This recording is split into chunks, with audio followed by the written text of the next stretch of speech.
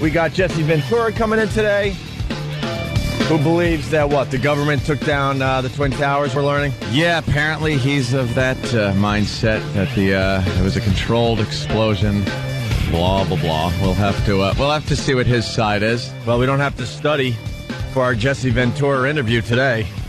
No, that's for sure.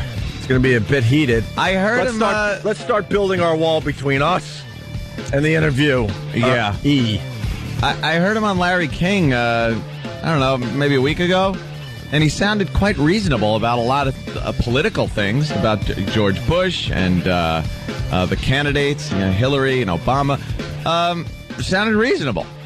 But then you come out with something like that, oh my God, it just kind of takes your credibility and flushes it down the toilet, as my grandma used to call it, the toilet. I have to go to the toilet. Hey, let's get back to Jesse Ventura. So we got the audio. He was on another show recently. Did he have his feather boa on at the time? He's looking kind of ragged. Well, look at the. Yeah, I saw. Why would that screen be on? He's looking like Scorch. I don't know what's going on with him. He's growing one of these really long goatees. I think this is a current picture. And then he's putting rubber bands in it. This goatee I'm looking at, it's got to be about a foot, close to a foot. You know what he looks like? He looks like James Taylor's evil twin. That's who he's looking like these days. He looks like he knows some karate. Yeah. So this is Jesse Ventura on the Alex Jones show last week. First and foremost, I think, is the fact that, okay, in New York City and Manhattan, 2 planes struck 2 buildings. We'll all be in agreement on that, I think. But how is it that a 3rd building fell 5 hours later? What they call World Trade Center building number 7. And for people that think, well, it was just a smaller building, it was 51 stories high. How could this building just implode into its own footprint 5 hours later? That's my first question. The 9/11 Commission never even brought it up. They didn't devote even 1 page to that in their big volume of investigation. Well, the answer is obvious. The government wanted to get away with one.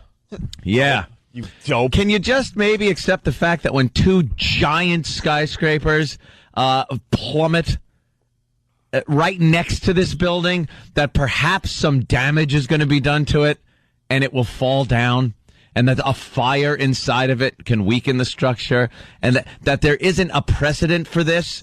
That you can't look back and go, well, when 2 100-story towers come tumbling down right next to another building, in the past 15 times that's happened, that other building never fell. But this time it did. Wacky things happen. Things happen like that. And that makes more sense than any other theory. Go to the simplest thing. That's what you got to do. What you got to do first is eliminate the simple things. You ever see Sling Blade? Oh, yeah. You ever see when the guy's trying to fix the little lawnmower? Sure. And stupid Sling Blade there goes over and goes, it's out of gas. Sometimes the simple answer is the answer. Exactly. Sometimes the obvious answer is just... It's just it. People don't want to accept it. They don't want to believe it. They want this big conspiracy. They need it in order to just survive in this country. They need some kind of conspiracy. But no, you know what? The buildings fell down. There's a lot of crap flying all over the place. Some things hit other things, and the building fell down hours later. And why would the government need to, knock down another building in that circumstance? Yeah. What would be the reasoning of that? At that point, you got the 2 World Trade Center towers coming down. Let's really freak people out and get rid of this one no one really knows about. Yeah, exactly. Number 2, how could those buildings fall at the speed of gravity? Oh. If you put a stopwatch on them, both of those World Trade Center buildings were on the ground in 10 seconds. Were they? How can that be? If you took a billiard ball and dropped it from the height of the World Trade Center in a vacuum, it would hit the ground in 9.3 seconds. So I guess we were able to push the building down faster. I guess so, yeah. What is he getting at? I don't know, because wouldn't it just fall at that speed anyway? It was the hand of God just pushing down the building as fast as he could. Whether it just falls down because planes hit it, or it is a controlled demolition, how would it fall faster than it could possibly fall? It would fall the same way. You dummy. I don't. This guy really is coming on our show today? Oh, my. There is a mathematical formula, which I don't know what it's like, so-and-so's theorem, right? Which explains, it's got something Dr. Kaku? He would know, of course. Of course he would. It's got something to do with the rate of why. Somebody did explain it because they heard someone doing an explanation, and they're like, yeah, but you don't understand math because you don't know so-and-so's theorem, and they explained exactly what the propulsion was, and it made sense. And then they cry and go, shut up! Gatekeeper. Yeah, we are the gatekeeper. The Illuminati. I used to like this Jesse Ventura, too. He was pretty outrageous as a politician. Let's give him a chance to explain himself, though. Yeah, well... explain himself. I mean, and if you took that same billiard ball and dropped it 10 stories at a time... on your head. ...merely stopped it and started it, it would take 30 seconds. If you dropped it every floor of the World Trade Center to the ground, simply stopping and starting it on gravity, it would take over 100 seconds to reach the ground. Amazing. This idiot doesn't even, confront him with that dumb theory? First of all, why would you do that to a billiard ball? Exactly. And who Amazing. Who thinks the building is taking 100 seconds to fall? I know it would take. The building's falling. People are having lunch and then walking out of it. It's like, we're on the first floor. We got plenty of time. He's getting his knowledge from cartoons because that's how buildings and cartoons fall. Yeah. So what is he saying? That every floor had to have dynamite in it? Yeah, I guess. Oh, I don't know what he's saying. God. I don't know what he's saying. And yet they're telling us that, and I could go on now after studying it. The planes hit the building. Okay, jet fuel is 4/5 kerosene, which is not a hot burning fuel. And they want us to believe that it melted these steel-structured girders and caused these buildings to pancake collapse to the ground. All it took. I was on the site within 2 weeks after it happened, and I saw none of these pancakes. Wouldn't they all be piled up in a huge mass on the ground? And yet everything was blown into dust. I'm starving. Earl, we got any pancakes back there? He's insane. He's insane. You know how much paper was in those buildings? Have you ever started a fire? You could get a fire burning pretty hot. And fooling around with a fireplace. The whole melting of the metal thing is also another fallacy. The metal doesn't have to melt. It just had to be weakened enough. It had to be soft enough. Metal doesn't go from this solid to liquid form instantly. When you heat metal up, as everyone knows, heat, the molecules move faster, the substance gets softer, weaker. That's what happened. It didn't take it to be dripping molten metal. It just took it to be a little weaker, and that's all it took. The structure was damaged, the beams weakened, the building came down. Simple as that, gatekeeper. You know, and when you look at it from that aspect, none of it makes any sense. If you apply common sense again to it, what you're saying? It does not make any sense. Never before in the annals of history has a fire caused a steel-structured building to fall to the ground. Here it is. No, I can't. Never in the annals of history has a fire caused a steel building to fall down. I can't wait to ask him. Then how was this accomplished? Yeah. With what, thousands and thousands of workers. That's my argument all the time. We've seen so many shows. I've seen so many shows on demolitions of buildings. I enjoy watching it on Discovery. It's fun. It's educational. I like watching things fall down, especially old people cracking their hips. Right. Well, but how do you get a crew? You know what it takes? They show crews for weeks at least working on buildings. They got to strip it out. They got to drill holes in the cement structures. They got to plant dynamite in there. Yeah. They got to run cables, wires that are giant cables running out of the building. They put come-alongs and springs that pull the beams in towards each other. How do you do this while people are typing?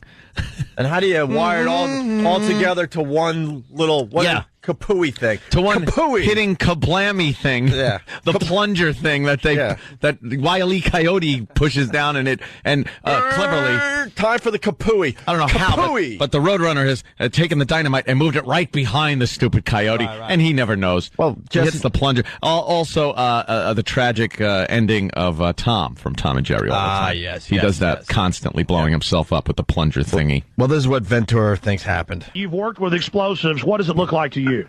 Another radio guy. He's worked with explosives? I got to stop our Jesse Ventura audio to point out another radio guy. Worked with explosives. Another man-cow like this sounding guy. Why talk in your normal voice? Thank you, Brother Weeze. Thank you. He's out of work right now. He's the king of Rochester radio. I thank him for teaching me the best lesson ever in radio. Simply go on the air and use your regular voice. Yeah, I was radio guy back in the day. Were you? And then Brother Weeze said he basically slapped me one day. Well, now that was more character-driven crap. But then he slapped me and said, "Just use your regular voice, and you'll be ahead of everybody." Listen to this guy. You've worked with explosives. What does it look like to you? Well, upon looking at the film in super slow motion and the way the building fell and comparing that to the way that they do like a controlled demolition of a hotel in Las Vegas, they both fell identical. And it just is beyond me. And I kick myself for when it initially happened that the light didn't go off. But again, I was so shocked that this thing had even taken place that I apologize for not being more aware, but I don't think I was alone, as were most of the people in the United States. Wow, even if they took me into the basement of the White House and said, all right, look, man, you're a pretty powerful person now, so we got to tell you what happened. Mm-hmm. You know, the Bill Burr bit, or who came up with that bit on the show? It's brilliant. Well, Bill Burr is always saying that, so I'll just give him credit. I think it might be Bill Burr, and they take you into the basement of the White House and go, look, it's true, look, and they prove it to me. That they show me all the paperwork, I would still not believe it. Still go, come on, you couldn't pull that off. Right. I don't care what you did. Show me the Kennedy thing, how you got rid of him. Show me all the other fun stuff. Right. But no way in hell did you do that. Jesse the Body Ventura. He seems like a pretty bright guy. Well, I guess he was at some point. Let's say hi to Loved him in Predator. Loved him. Who didn't? I loved him when he was doing the WWF stuff. Yeah. When he was a commentator, ringside. Fantastic. Had feuds with Hulk Hogan. Yes. Let's say hi to Nigel in Kentucky. Nigel. Good morning, gentlemen. Hey. Unless I'm severely mistaken, the guy with the radio voice is Alex Jones, a conspiracy theorist who has his own little show, and he delves into this topic often. That's kind of, you can't blame him even. Because if you find a niche like that in radio where you're a conspiracy guy, that's kind of cool. You can sit there on the air and just kind of blurt out all this stuff because I'm sure it gets the phones ringing and, you can't even blame him. Yeah. Stupid radio voice. Oh, no, I'm just blaming him for the radio. It's a good gig. It's like, the hard right-wing, guys. Oh. You think they live their entire life like that? Come on. But they got a great gig going, so they do it. Jimmy, give me your radio voice. Oh, thank you. Oh, that's a good one. Jesse, what are you trying to say? Well, Jesse, I think that's fantastic. It's very interesting. I think you got to put a lot of olives in your mouth. Now, if I had a cue ball in my mouth, and I do.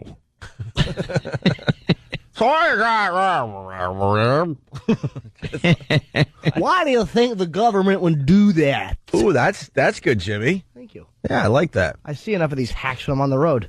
Do you? I got a bright idea. I've been thinking about this for a while, and then listening to, what was his name again? Alex what? Alex Jones interviewing Jesse Ventura. Yeah, with his radio voice. Radio voice. Here on the Opie and Anthony Show, we pride ourselves in talking with our regular voices. That's right, Opie. Regular voices with all the stuttering. That's how I'm talking today. Oh, how are you talking, Jimmy? Talking like that. And I'm going to talk like this. These are our radio voices. Hey, how you doing? Oh, no, I think they're going to use their radio voices today. Bit over. You think they're going to do it all morning? I don't know. I'll have to listen to after the break to find out. Okay, I'll listen too. Oh, God. I'm thinking the Radio Voice Hall of Fame bit. Ooh. E-Rock, you think you can handle that one? The Radio Hall of Fame voice? You know, if it was March, we could do a bracket game on that. Well, Radio voice, guys. We're thinking of doing April Craziness. We got April Craziness going. Yeah, it's already halfway through April, but... Oh, yeah, we're going to start that, I don't know, next week, halfway through April. I think it's going to go into mayhem. I like May. We call it mayhem. Radio Voice Hall of Fame. Who would you put on that voice on that list? There's a lot of guys that sound exactly the same. You got Mancow, Bubba the Love Sponge, Lycus, and this Alex Jones. They all have pretty much the same voice. Mm-hmm. The same voice on the radio. Who else would you put on that list, E-Rock? E-Rock. We need examples of all these guys. And you know what we can play? We could play Guess the Radio Voice. Guess the Radio Douche. It would be very tough to do because they really do sound alike. Yeah. Who else you got, E-Rock? All right, you're not ready. Just get E-Rock's why don't you just tell them to go to commercials then, E-Rock? Go. We got to get right back into this. It's the Opie and Anthony Show. Robert Kelly hanging with us today. His CD, Just a Tip, is out there and available for purchase. Yeah. And we also want to welcome Jesse Ventura to the Opie and Anthony Show. Hey, Jesse, how are you, sir? Good. Opie, how are you doing today? Anthony, I'm doing very well. Great. Thank you. although I'm on West Coast time, so Are you? This is very early in the morning for me. Oh, yeah. It's very early if you're on East Coast time, too. Okay. We haven't gotten used to this whatsoever. The book's called Don't Start the Revolution Without Me, in bookstores now. So you on Larry King? And a lot of you make a lot of sense in a lot of stuff. I like your politics. I like your dislike of a lot of the politics that's going on right now. Yeah, very much so. That's one of the reasons I wrote the book. And, it was very interesting because I had 2 New York Times bestsellers prior to this book. And so I didn't care about making money on this book. I didn't take a pittance for front money compared to before I got these big chunks of change to write the 2 previous books. But we took this when Dick Russell and we both lived down in the Baja, deep down in the Baja in Mexico, and we would meet once a week to work on the book. So we completed it all down there and brought it back here. I was turned down by 24 publishers. Why is that? Why? And I don't know. I mean, I have 2 New York Times bestsellers, so you'd think I'd have some credibility. Sure. You can't answer why. They just turn you down. And so we finally found Skyhorse, which is a relatively new publishing company. But the good thing is they're affiliated with Norton Distribution, which is huge. Oh, Jimmy's Jimmy, wow. out of your condo. But I mean, and that's the key. Once you're published, then you got to make sure you're with the right distributor so they can get the book out. Get the book out there, yeah. And they're doing a great job right now, and we'll see what happens. Speaking of Larry King, I was stunned that night when he asked the question, "Should Jesse Ventura be running for president?" Mm-hmm.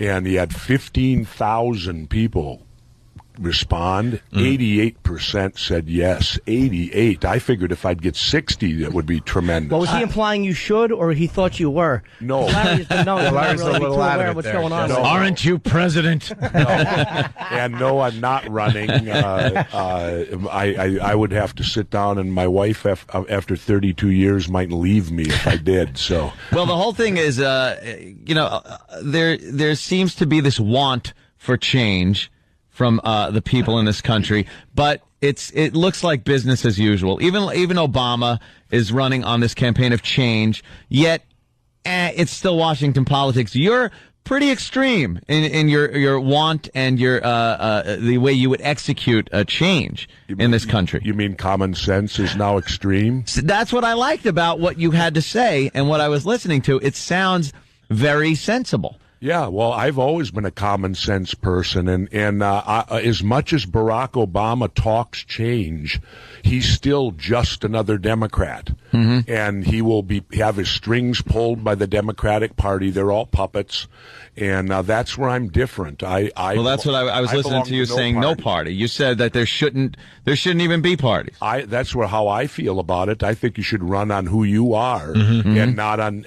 I like to refer to them as the Democrats and the Republicans.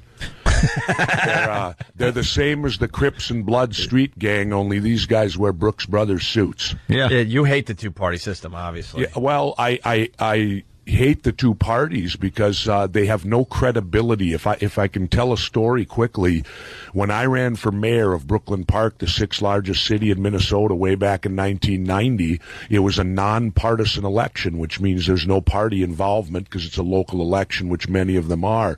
But yet the leaders of the Democratic and Republican parties sent a letter to every citizen of Brooklyn Park calling me the most dangerous man in the city. Well, I ended up winning the election, defeating the 25-year incumbent 67% to 33%. Right. 2-1 to him. I won all 21 precincts, including the one he lived in. That's got to be a message. You can't even win with your neighbors. Well, here's the point I'm getting to.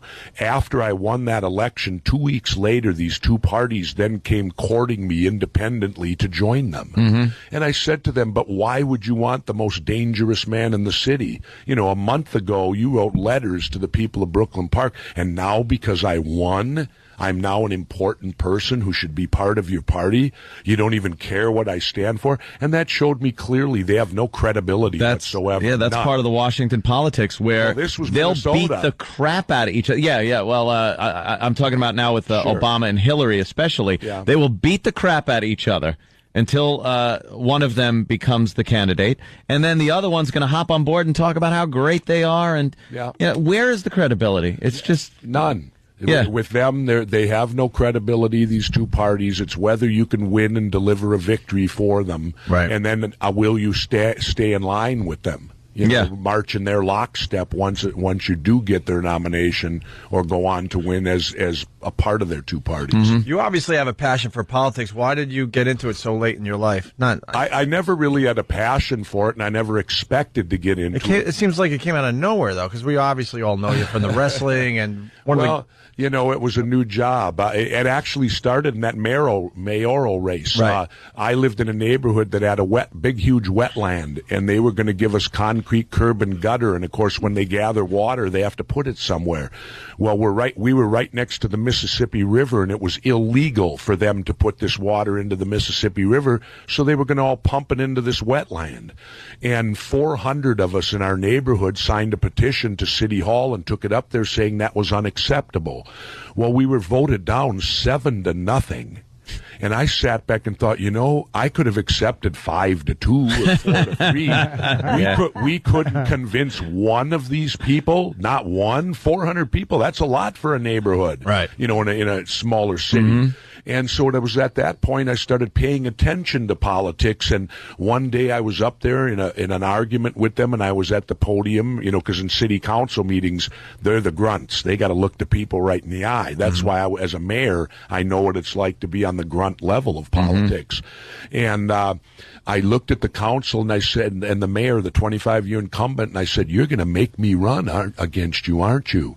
And I didn't really want to do it, but his buddy up there started laughing and said, you can't win. Oh, boy. And no one tells me that, that I can't. I'm a Navy SEAL. We don't believe in the word can't.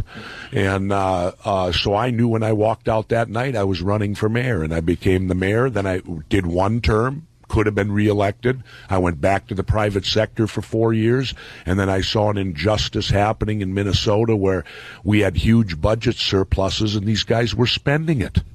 Now, what this means is that they budgeted, but because the economy was so strong, their taxes brought in millions more dollars than what they budgeted for. They have no right to spend that money like kids in a candy store. So I started saying if I were the governor, I would give this money back to the people. It's not theirs, it's ours. Well, I kind of, as you know, on radio, your credibility is everything, and I kind of backed myself into a corner by saying if I'd have ran for governor, and so then I ended up having to run for governor and amazingly won. Wow. Why no? Because it said here, you in the back of the book, it says you were one of the most highest approval ratings in history as Minnesota governor. Why did you not go again? I mean, because again, I believe that one of our inherent problems today in government is the career politician. Right. I don't think our forefathers had in mind that people would make 35 and 40-year careers out of getting elected, and the incumbent has a huge advantage in getting reelected.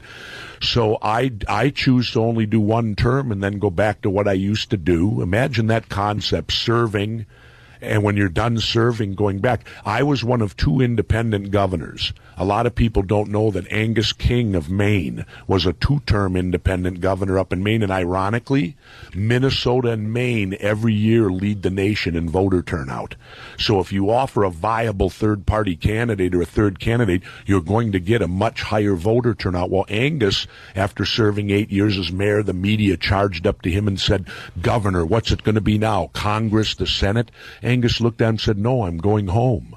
He said, I've spent 8 years. I got a lot of things at home that haven't been done, and I'm going back to do that. So, and the other reason, quickly, my wife's health.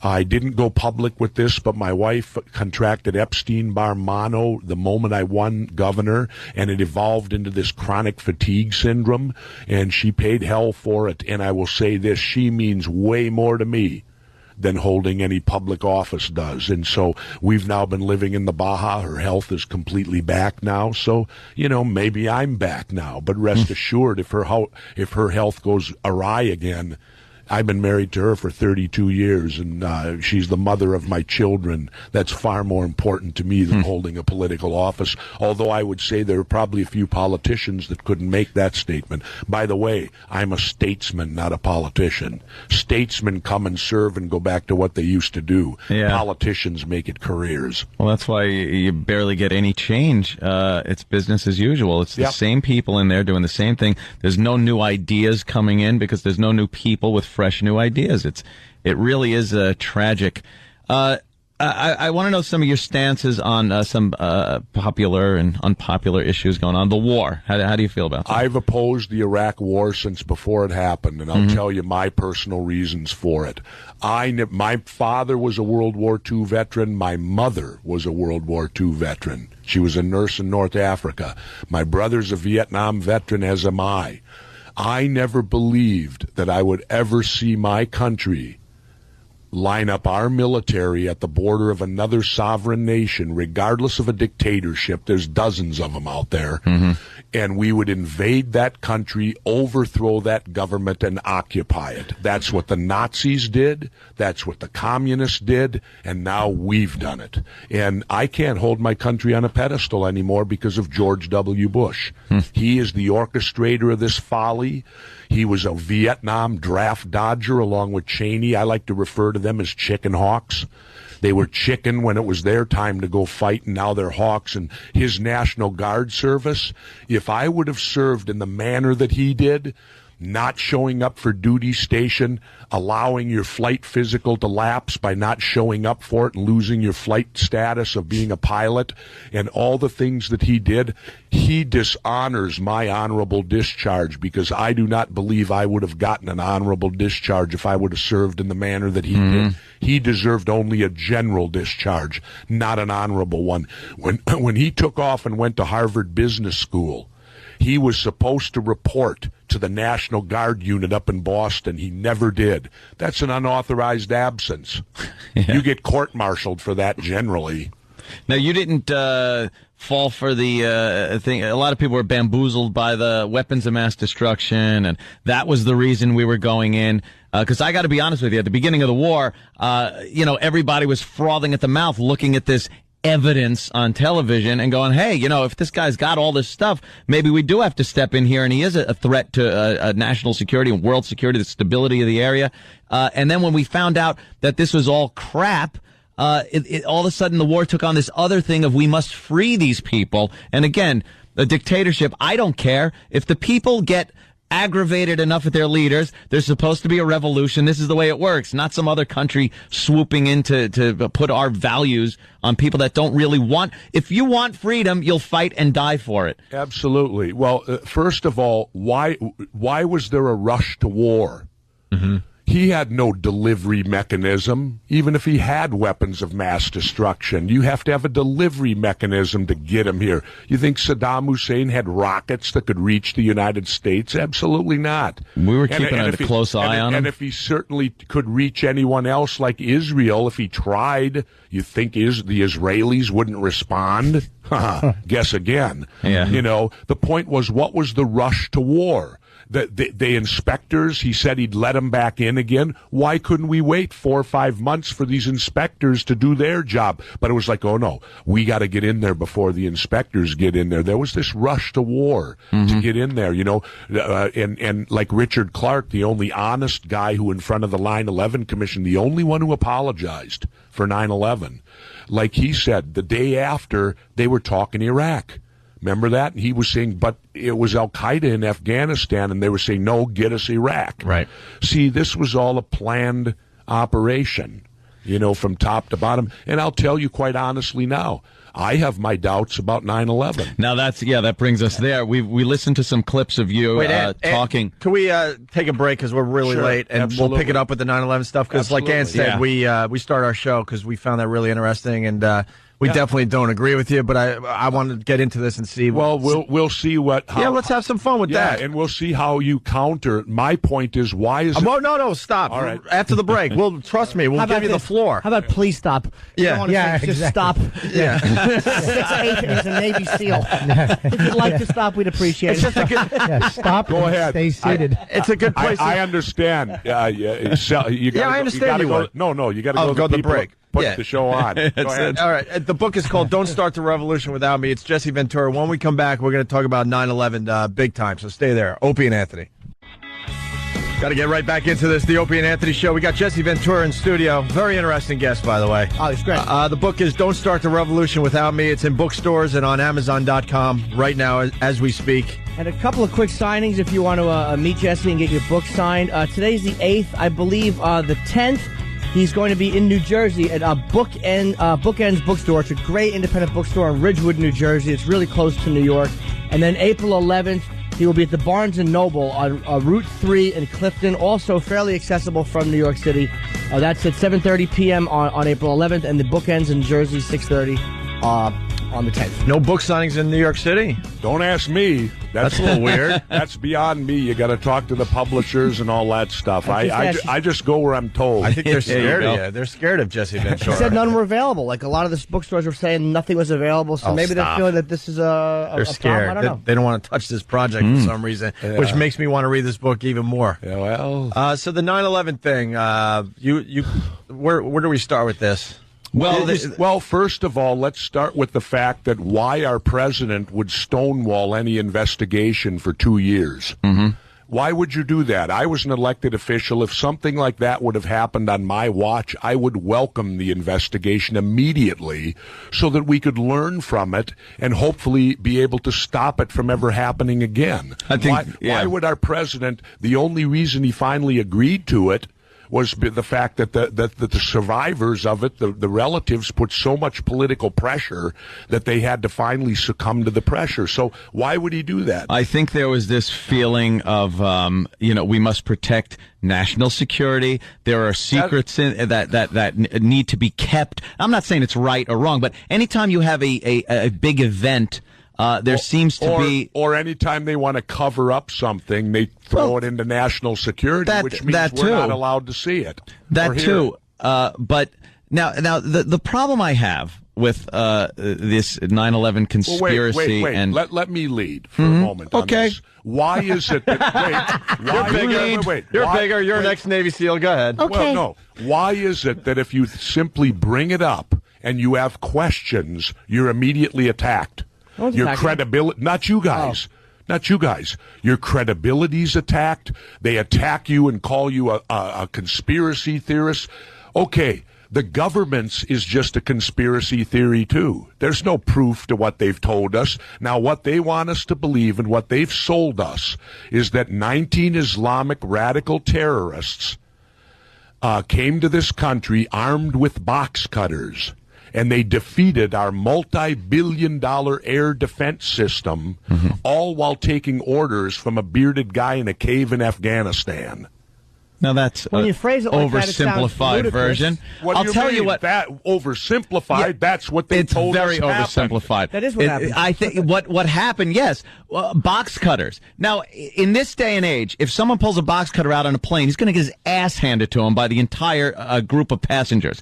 The weapon they had was hope. That was their weapon. The hope that they were going to land safely and let's just leave these guys alone because it was an unprecedented event. That's why people didn't take action. That's why just a few Islamics with box cutters were able to fly these planes into buildings. Why can't that be accepted as we were hated? We still are around the world. All right. And these people decided. Okay. All right. Now, okay. Wait, all Jesse, right. before you now, answer, one thing he forgot. What? And they had this from phone calls.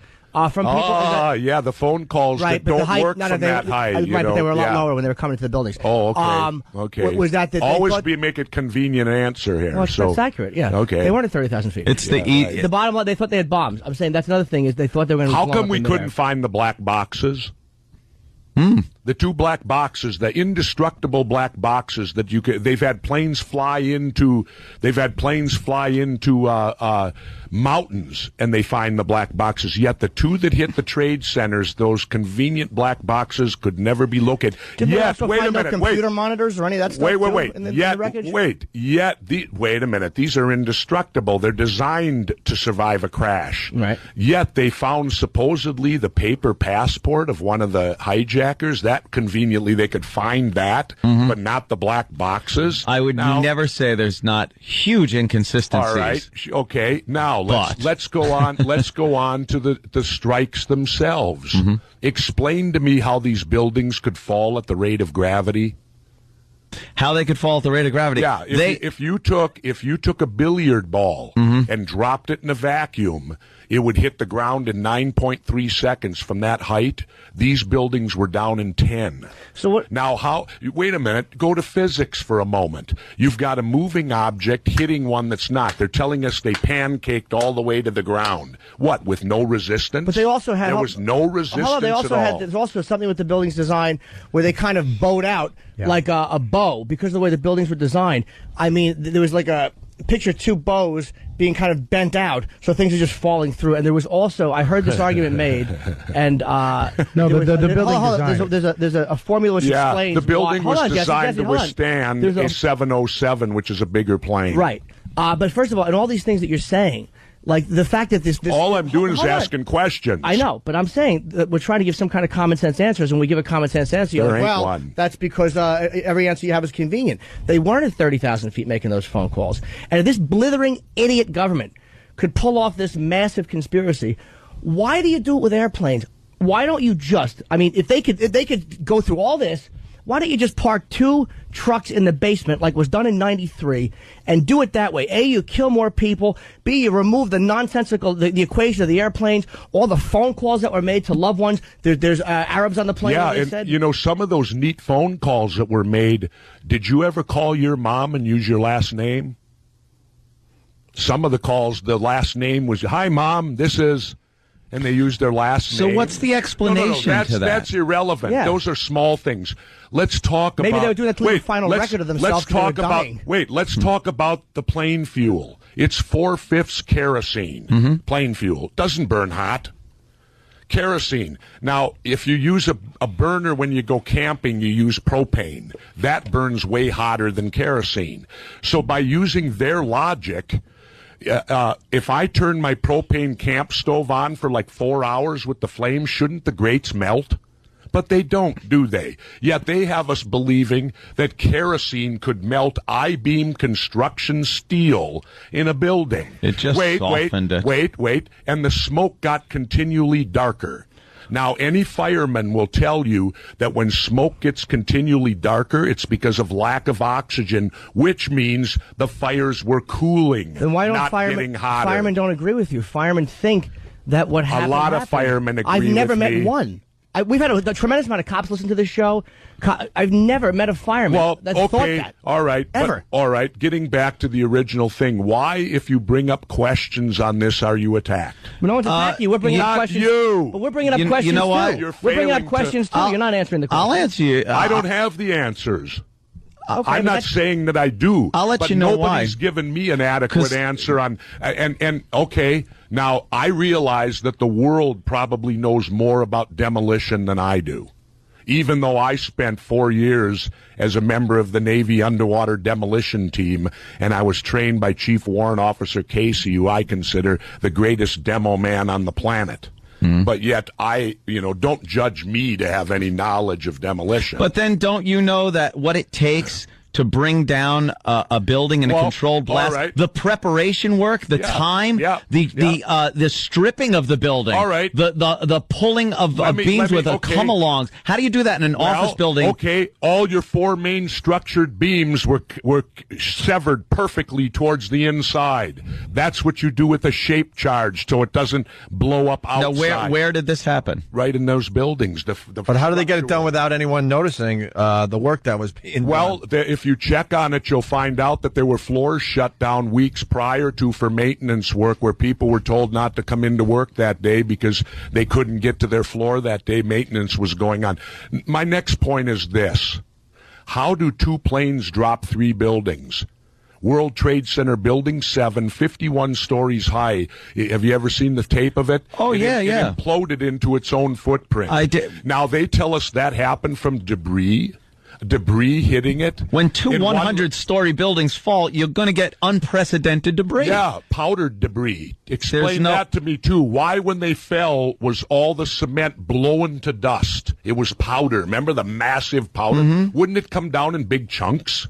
It did come down. There were some of the upper parts. It did. Yeah. Where did all this powder come from then? All this powder, and look. Maybe what was inside. That was cement. The way the towers were built, obviously the metal outer structure, and then the inner structure was the cement floors. Those powdered. The metal structures went out. If you watch the tapes, you can see them peeling like a banana peel out to the sides. That debris wrecked a lot of the buildings down there. It made one of them look like it had a claw mark right down the. I was there a week after. Yeah, I was too. We all were. Yeah. Oh, but I mean, I walked the site when they had it all. So did we. Good. All right. We got the inside scoop. All right. NYPD. Then here's another question I have. Mm-hmm. How could there be molten metal then under the building which stopped the digging? Because they said that they couldn't dig in certain spots because of molten metal. Still fires burning? Yeah. If the fires happened way up 100 floors in the air, how could there be molten metal down below? Well, wasn't there a blowout from,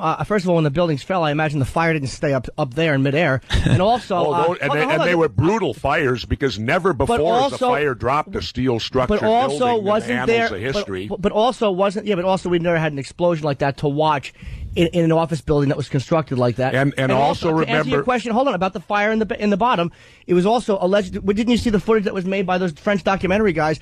There was fire down in the basement because the engine and stuff came down through the elevator shaft. There were a lot of flammable materials. The only problem was the elevator shafts were sealed. They always are. So the fire's not going to go down the shafts. No, but the flaming engine or flaming pieces of plane wreckage. A lot of fuel went down there too. Yeah. Really, I think most of the fuel went on the initial contact. When you saw that huge explosion, there went all your fuel.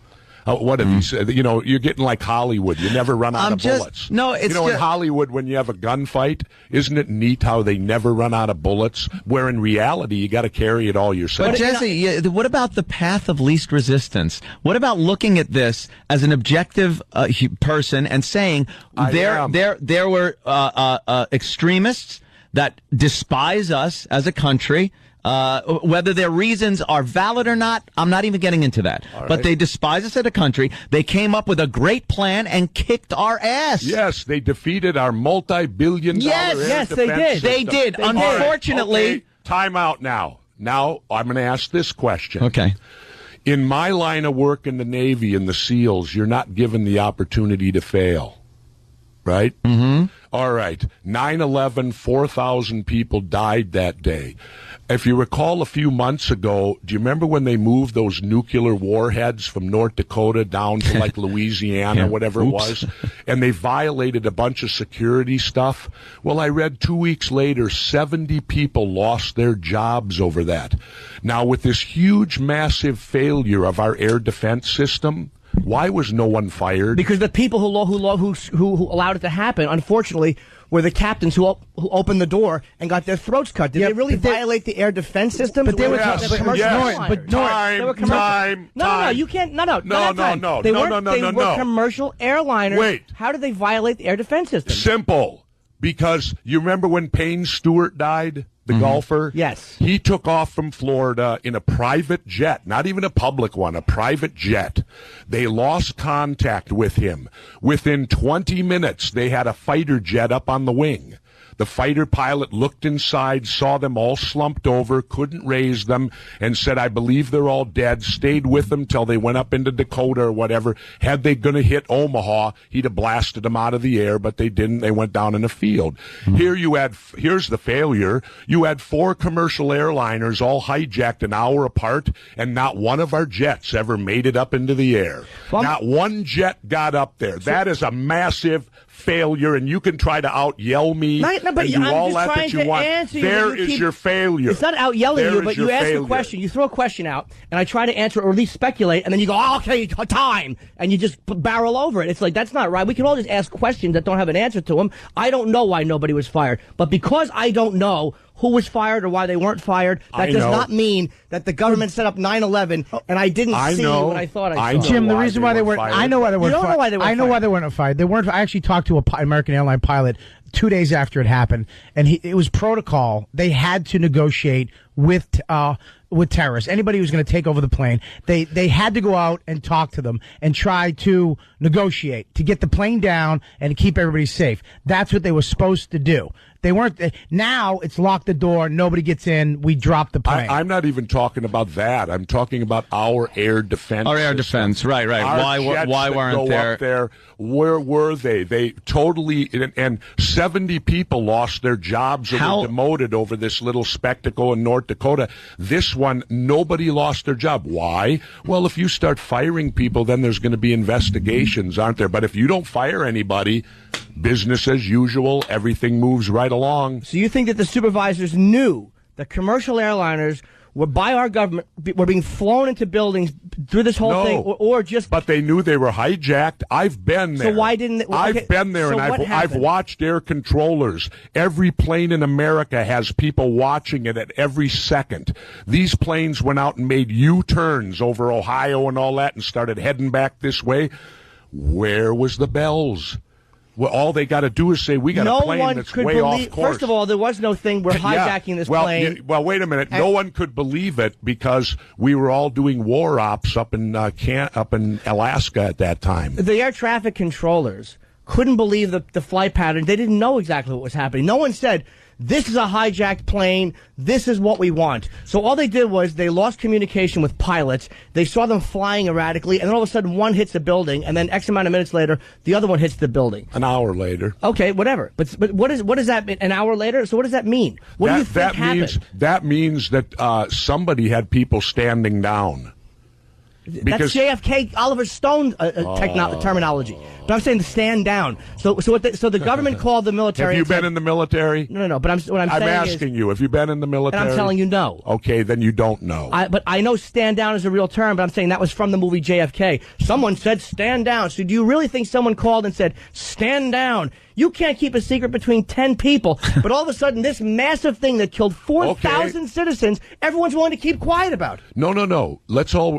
I'll counter that with you by saying, what was Adolf Hitler's greatest quote? The bigger the lie, the easier the sell. That's great, but that is not relevant to this. Oh, it isn't. No, it's not. So if this isn't a lie. You couldn't keep tailhook. What was the one with the sexual scandal? Nothing is kept quiet. Adolf Hitler didn't have the internet working against him. Adolf Hitler didn't have digital cameras. You couldn't keep Abu Ghraib quiet. Abu Ghraib brought down the whole thing because a digital camera was sent over the internet. The times are different. The information is transferred differently than it was back then with Hitler. That's not an accurate thing. It would be very difficult to keep something this magnitude quiet. There's so many people that would have to be involved. What about on the local level? What about the Air National Guard at the local level?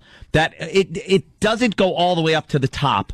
Yes, it does. The conspirators. No, yes, that it do does. that, and they'd yes, say, don't follow these planes, or don't even don't even take off. Okay, let's say you guys are correct and it's all real. Still, somebody should have been fired. Okay, I'm not going to argue that. Maybe you're right. If what you're telling me is all real, someone should have still lost their job. Do you think... Because our multi-billion-dollar air defense system failed miserably. Do you think it's reasonable to assume people weren't fired because the focus, and I'm not saying this is right either, but this is a little more acceptable to me, that the focus wasn't to be put on people that effed up here in this country, but the focus was to be put on the Islamic militant fanatics that did this to us. Yeah. Instead, why sit around and start firing and blaming people for our lack of security when the focal point is the hatred that these people had for us? And you know what? I remember back, and how old are you?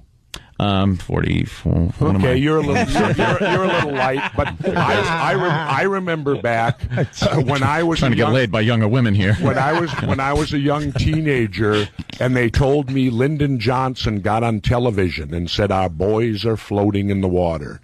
I remember when they told us about the Gulf of Tonkin incident, where they told us that North Vietnam had fired upon 2 of our ships, and that was the declaration of war that got us into the Vietnam War. Now, a couple years ago, I was teaching at Harvard, and McNamara, who was, I believe, Secretary of State or one of them at that time, he's now going around with the new film, The Fog of War, and he's admitted the Gulf of Tonkin incident never happened. Now, 58,000 of my generation were killed in Vietnam over an incident that was made up. It never happened. Now, do you think that, do you now understand why maybe I don't trust my government? Yes. No one is saying that the government should be trusted blindly, and no one is saying that they're not garbage on almost every level. I'm talking about this, and it's not some blind trust. But you're a common sense guy, right? You're a common sense guy. Yeah. And yet, common sense, if they were going to do this, I mean, why not consider it? Why would you go through all of the possible things that could go wrong? If you can get people out of their offices and do all this and plant these, why wouldn't you just go through the basement and do it properly and kill a tremendous amount more people? And then it's just a little bit easier. Why go through all of the nonsense and the voice mechanisms that cover people calling their relatives and all of the possible ways for a snafu to occur, as opposed to 2 massively loaded, properly wired trucks in each basement? You take one building down, you take the other building down, they fall completely into New York City, you kill a lot more people, and there's no planes to deal with. There's no air defense to deal with. I mean, as a common sense guy, and if you're that, and by the way, if the government is that effective at doing all this stuff, how could they not? They left Colin Powell swinging in the wind, looking like a moron, saying there's uranium. I mean, how would they allow such an obvious one to go on? I don't know. All I can say is that, and I have no background that you guys have, certainly, as a Navy SEAL. No, that's not about that. That's not a valid thing. Wait a minute. No, he is a SEAL. I'm not saying that. Let me finish. Do you remember Iran-Contra? No, I was too busy just being a dummy who ran around not knowing anything about the military. What is that? Was that a good thing? Did our government do good? That actually no. Iran-Contra. Well, is that a guy's name? Is he a movie star? Well, hey, you're a comedy too. But yes, if you'll let me finish. But I know you're a Navy SEAL. I'm answering your question. But you're not. You're saying I'm not a Navy SEAL. What's that got to do with it? You're pointing out that I'm not Navy SEAL. I know I'm not that. Talking to you. You know Iran-Contra? Yes. All right. No, he doesn't. You're telling me that everybody knows, right?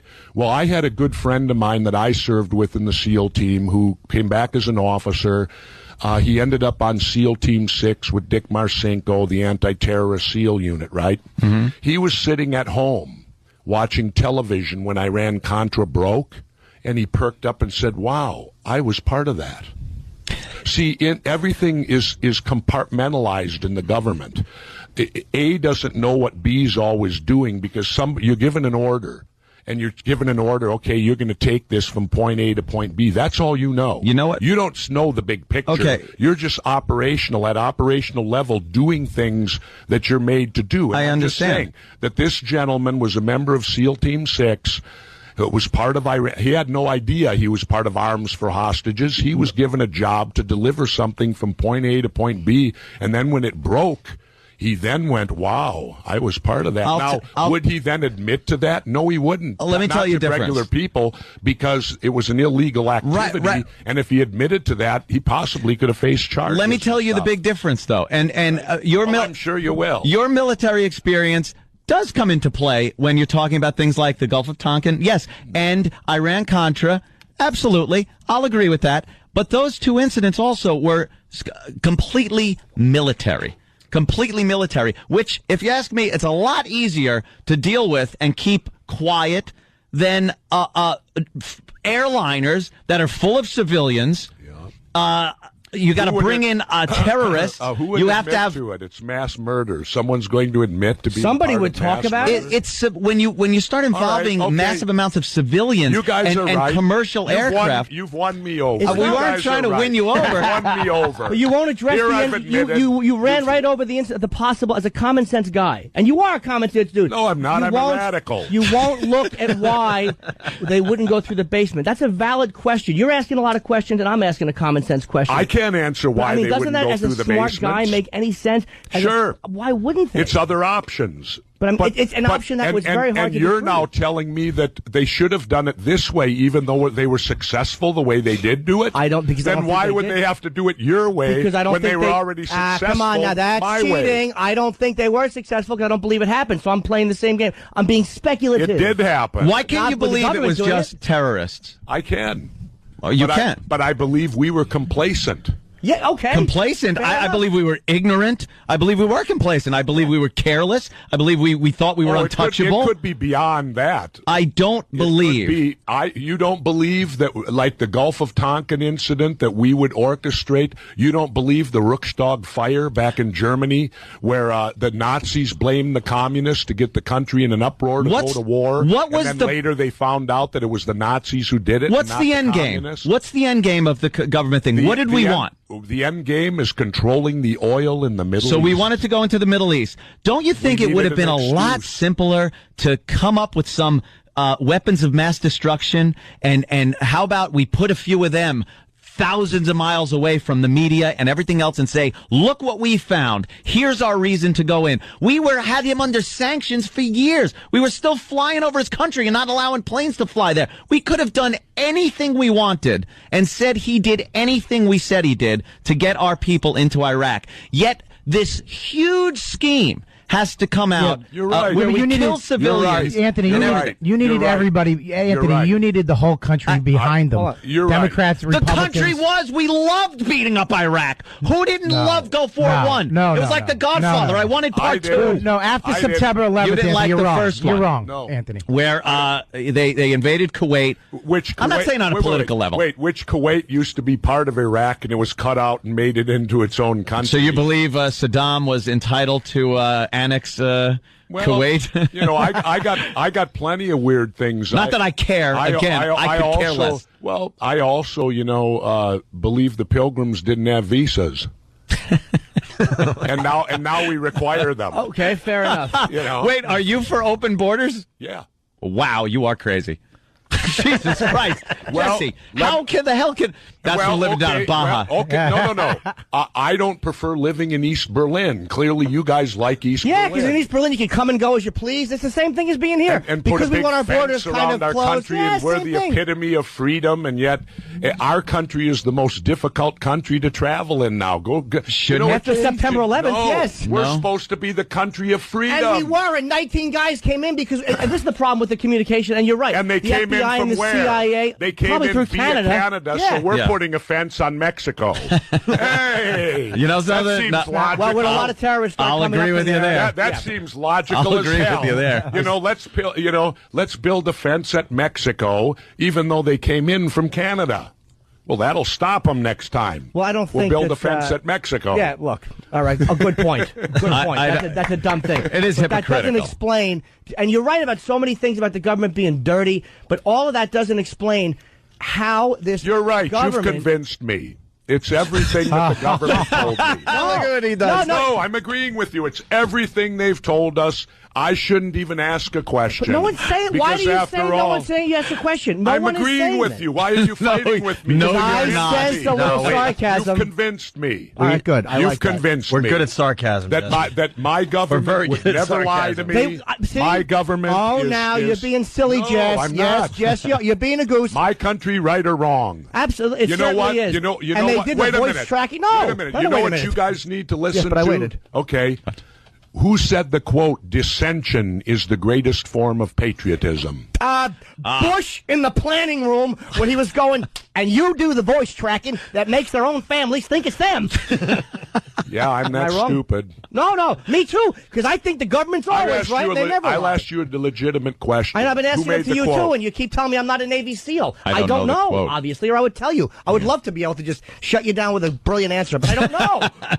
Who said that quote? I don't know. Jesse Ventura. Doesn't matter. You're fine. But I don't know who said the quote. I'm admitting it. You convinced me. I don't know who said the quote. Jesse, why are you getting so frustrated? I'm not. I don't get frustrated. You'll learn something about us that in my unit. We don't get mad. We get even. Jesus Christ, we're all getting our throats slit tonight. And always remember, you have to sleep sometime. Oh, Jesus. Especially you. You can't slice Jimmy's neck. You don't know where it is. Yeah, You'll hit exactly. his chin. Good luck finding my chin. Well, you've asked questions and I've asked questions. I mean, it's like, why is it that when you're asking questions that are speculative and I ask a question, you get angry? Why are you getting angry? Why are you moving the microphone? I'm not angry. I'm listening. Well, no, you just moved the microphone. Because I have nothing to say. I'm listening. He's convinced. We finally flipped him. We got him. I don't think I've convinced you, but I do think there are some valid points that you're thinking of. I'm sure you're not convinced. No, you've convinced me. me. But no one is saying the government's always honest. No one yes, is they are. No. My country, right or wrong? No, not black or white here. We're not talking. No, there's a gray area, but I think you're way over to one side of this gray area now, and we're on the other side. I think we can agree that our government has been dishonest in the past. Absolutely. It's been proven.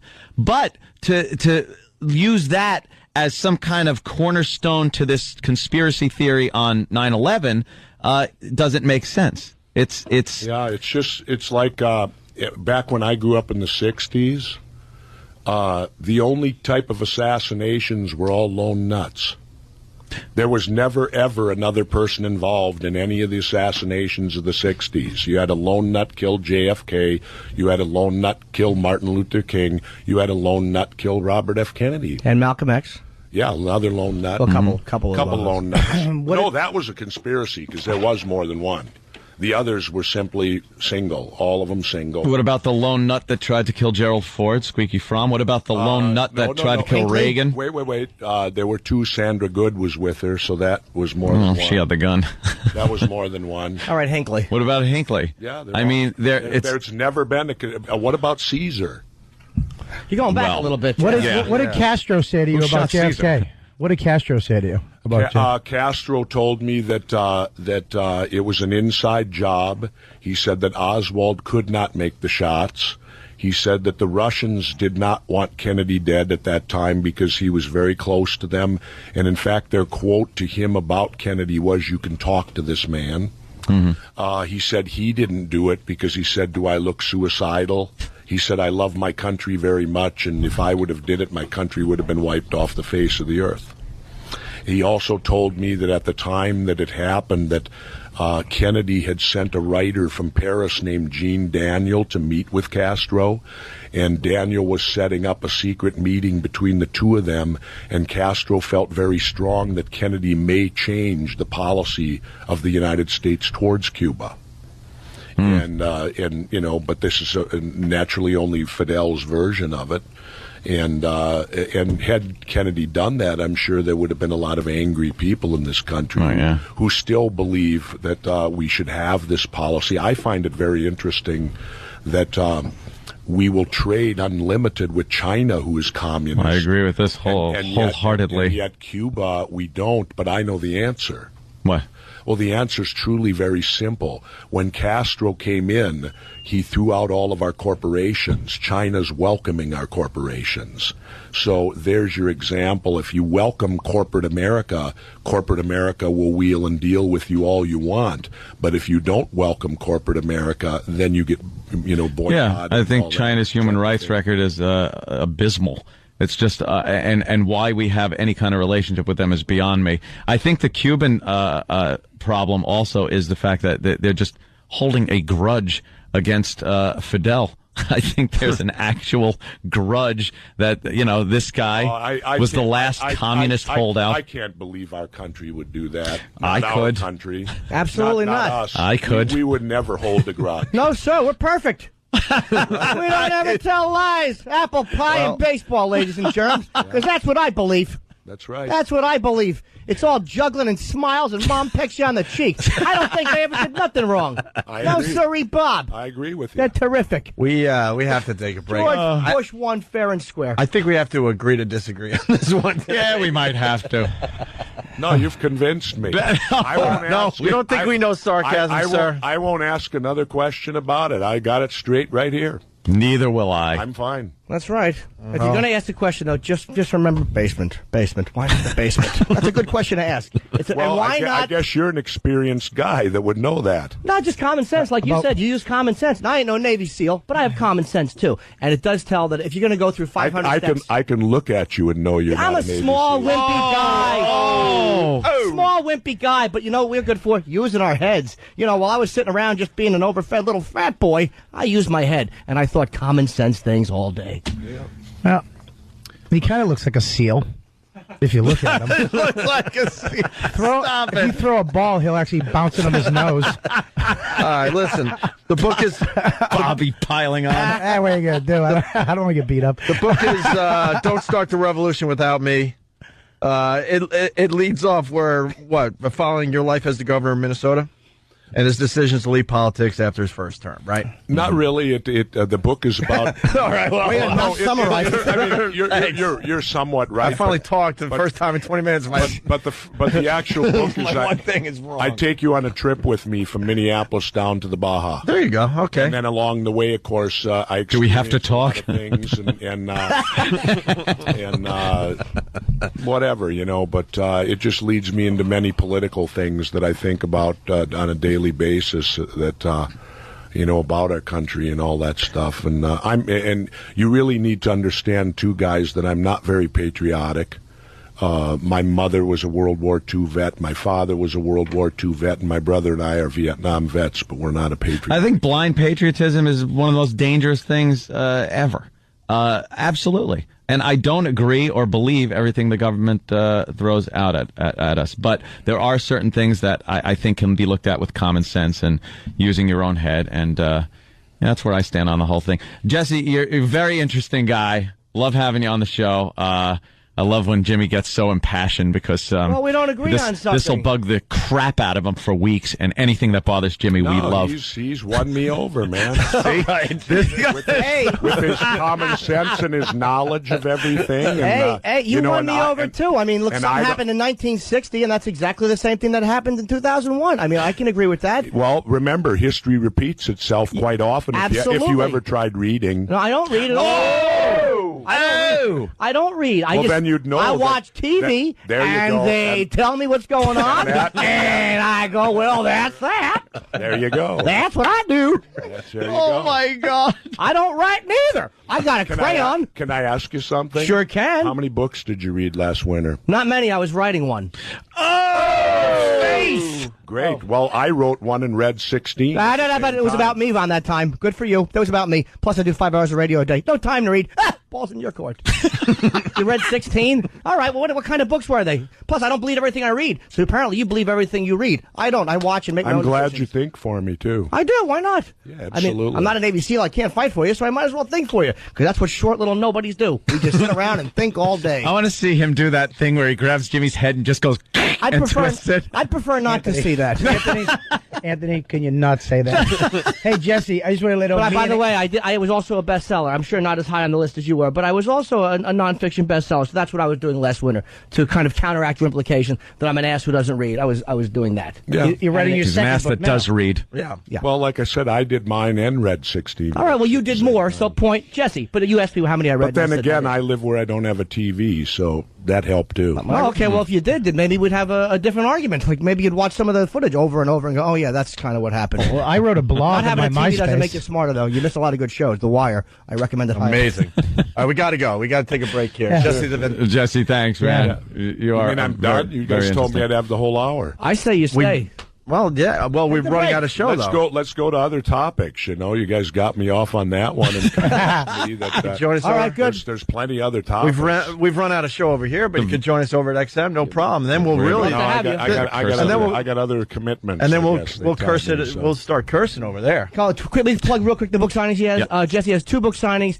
He has one. Today's the 8th. The 10th is 6:30 p.m. It's at Bookends. It's a great bookstore in Ridgewood, New Jersey. You can fit a lot of people in there. And then April 11th, the next night, is very accessible from New York. Barnes & Noble on Route 3 East in Clifton. It's at 7:30 p.m., so you got time to go there after work. So you got 2 shots over the next few days to go and get your book signed. And it's called Don't Start the Revolution Without Me. Jesse's obviously a radical thinker and obviously a good writer. It's kind of weird that you would plug him because he doesn't like you right now. I don't care. Get into a nice heated dispute. I like him. You can respect each other and have a heated dispute. I like it. He's convinced me. All right. There is a little bit of truth in that. He doesn't want to admit it, but there's a little bit of truth. I raised questions he didn't like, and that's the problem. And I did too, that you didn't like. No, you didn't. Are you guys none? Not a 1. We got to take a break. scary? Call Opie and Anthony, 866-WOW-WOW-WOW, 866-WOW-WOW-WOW. Shock Jocks, Opie and Anthony. Shock Jocks, Opie and Anthony. Shock Jocks, Opie and Anthony. Shock Jocks, Opie and Anthony. In case you're wondering, it continued during the break. We're back with the Opie and Anthony show. Pretty much just to say goodbye because we're really, really late. I want to thank Robert Kelly for stopping in. His Just a Tip CD/DVD is out in stores right now, and you can get it through Amazon.com as well. Yes, Jimmy? I will be in Detroit this Saturday. I thought he was going to... What? I thought you were going to plug my CD for me. Yeah, I'll be selling it at Clutch Cargo's in Detroit this Saturday night, and then Caroline's the 17th to the 20th here in New York. You'll convince me to buy that CD. I would say the 17th to the 20th, Caroline. You plug Mike Babbiglia's dumb DVD. You won't even give me one of your best friends a shot. Just get what I did. Oh, what'd you do? I'm sorry. I got it, Jimmy. Why am I dealing just with talk to dumbass? Scott Martin. I apologize, Ope. I should have just looked at you. Yeah, Scott Martin writes, okay, Jimmy stood toe-to-toe with Chris Jericho and now Jesse Ventura. Sam should give him his championship belt. Sam didn't exactly earn it. Just amazing radio, Jimmy. Absolutely amazing. No. Jesse's now talking to Anthony, and I think he's turning Anthony a little bit. Oh, Anthony's he turning you a little bit? Sure is. I'm done. I'm turned. No, he's done. He's convinced. Good night, Jeff. I'm turned. Yeah. Okay. Got me. I said good night. He was right. It was morning. He would love to bash my fat little face in that. Alpha males hate me. I wouldn't waste my time. I know you wouldn't. Jesus. Not that it would be a big time consumer. One good slap would do it. Alpha males don't like it because they're used to over-talking everybody. Huh? This way. All right, Jesse. Bye, Jess. Go ahead either way. Go officially on the air now and say you've convinced me completely. You said it. That's all I right. need to hear. Was Yeah. I convinced you. That's cool. Attaboy. I like that. We Hannity convinced and him. Combs tonight, right? Give you a little plug for that. Yes. Yeah, we're really? we're friends with Sean Hannity. So Hannity and Combs. I can figure you probably were. Yes. Whoa! We believe everything he says too, pal. Actually, I don't really agree with his politics. I just like the guy. I agree with his politics too. Yeah, he does though. He changed me. He really, Take it easy. he Thanks, really man. is going to squeeze Jimmy like a stress doll. Big deal. Look at Jim. Big deal. I'm not going to trash the guy because he's not here. I will say this: like, I have tremendous respect for his military, and I believe a lot of what he said. It's almost like, don't use the fact that you're a Navy SEAL and I'm not, because to say with a basement argument. Like, no one is questioning that. No one is I mean, I'm so pro-military. My father's military. I'm so pro-military. It's embarrassing. Right. So it's like, you don't need to use that as a weapon against me. I'm not claiming that knowledge. There was a moment there where he really wanted to choke you out. Big deal. You know, I'm just saying. No, you're right. You're right. There's observations here. And Jimmy, I was actually giving you a compliment. That didn't scare you. No, in the least, which I thought was really cool. Because he gave you the look of death. That annoyed me. When he said that you guys got to sleep eventually, we all went, oh. Yeah, why? Big deal. Alpha, look, he's a big guy, and I don't pick stuff with big guys. But for real, I don't start stuff with big guys to do it. I don't want to get my teeth kicked in. No, he's coming back. But He's coming. Let him come back. No, I'm joking. The bottom line is, in something like that, it's like, come on, man. If you want to debate, we're going to be intellectual. I'm not going to ever be back. Look, you're right. It wasn't going to get physical at all. You guys were just going back and forth. I'm not fighting the guy. I mean, his technique of argument, guys do get like that. Like, they try to intimidate you with their bigness. But impossible. However, if we were in a bar and he hit on my girlfriend, I would take her panties off for him. I'm not an idiot. You know what the thing is? Also, you almost forget he was in the WWF. Yeah. He's a wrestler, and he kind of still has that character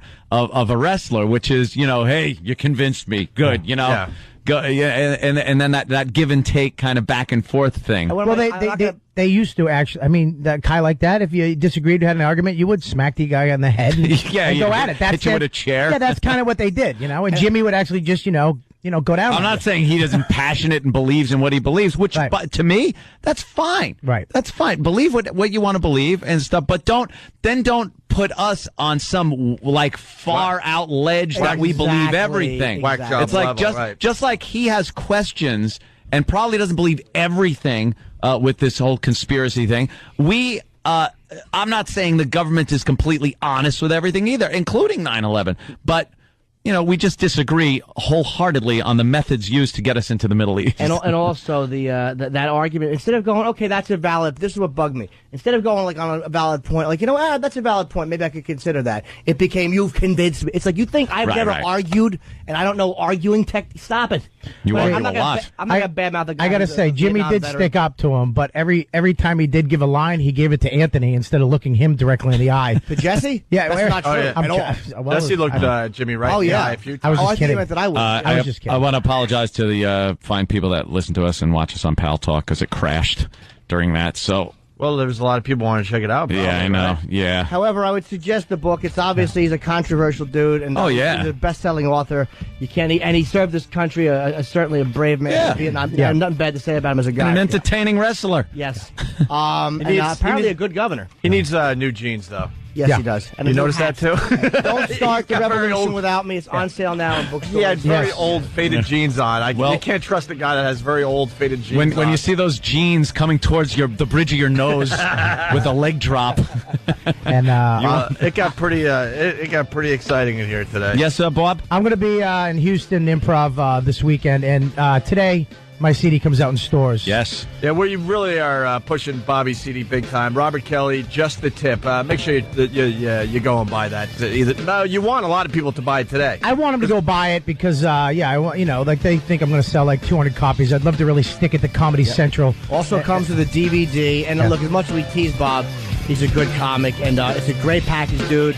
The cover's cool, all the stuff inside of it. We'll just go out and just get it, man. Help Bobby out because it's worth it. All right, I want to apologize to the affiliates, but when you got radio like that, you can't stop it in the middle because then you're going to lose all the steam of it was so intense. The tension, you're going to lose the argument. It all just goes away if you break in the middle of that. So I'll tell you one thing. So we really messed up all the affiliates because they have to do another commercial break. So I apologize, but I hope it was worth it. We'll see you guys tomorrow. We're off to XM. Bye. I want to start the show by saying this. Actually, yes. Doug B., I agree with you. He's writing us some feedback from work.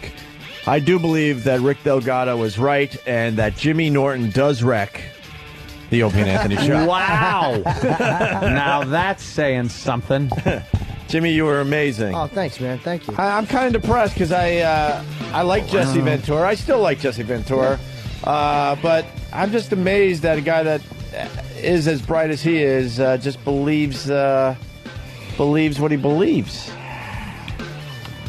I'm just amazed, actually, because when we were preparing for the Jesse Ventura interview, it started being thrown around that the guy believes that we, meaning our government, took down the buildings on 9/11. And we're like, nah, it's got to be like a typo. We're not reading this right. And then we did more research, obviously, and we're like, no, he really believes, the Loose Change documentary and all that other stuff out there.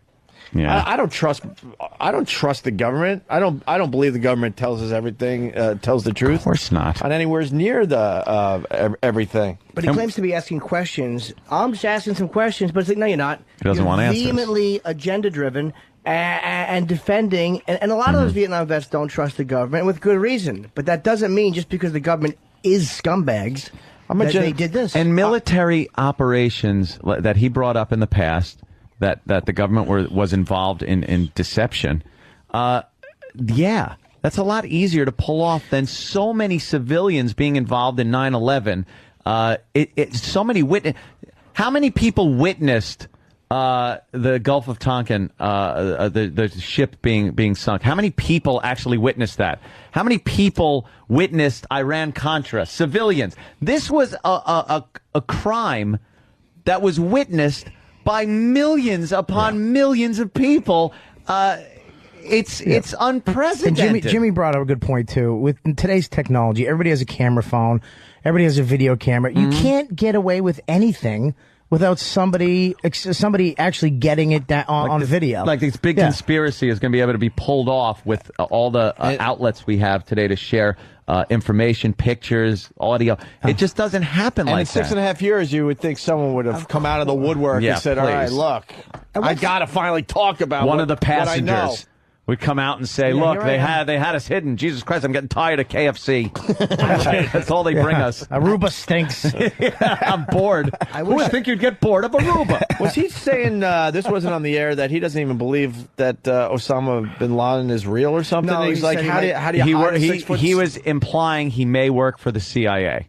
Because he did work for the CIA. When the Soviets were in Afghanistan, we had to align ourselves with the resistance. Part of that resistance was Osama bin Laden and the guerrillas that were fighting the Soviets. Same thing with Iraq. We were pretty much aligned with Iraq when they were fighting Iran because we didn't like Iran more than we didn't like Iraq. So that's why we had a put up with fighting a lot of our own weaponry and Soviet weaponry when we went into Iraq.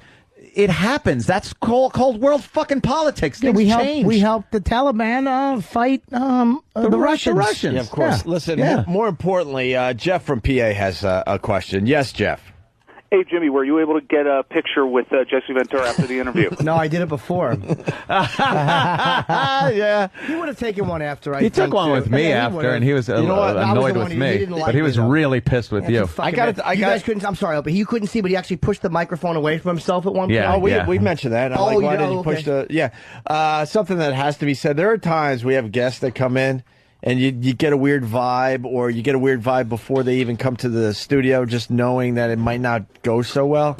And one of us will always go, you might want to get your picture before they come in. Yeah, let's do that beforehand. Well, he even did it this time because we asked him to do some liners for us. Read a little, hey, you're listening to Opie and Anthony. Yeah, that boring crap. To Jesse make the Body Ventura. Look like we're bigger than we are. Yeah. And he went after the show, after my interview. Did he do it? I don't know. Did he? I don't know. Anyone know? I don't think he did. Would know. I don't think he did. I don't think he did. I don't think he did either. Yeah. Let's say hi to Kurt and PA. Kurt. Yeah. Hey, how you doing? Hey, Kurt. I already think you're a comic genius, but man, I have so much respect for you the way you handle this guy. Oh, thank you. This guy was a fucking governor. How did he handle himself in meetings? Did he take his ball home and go home like that? Yeah, it was Minnesota, though. They're, what are you going to do?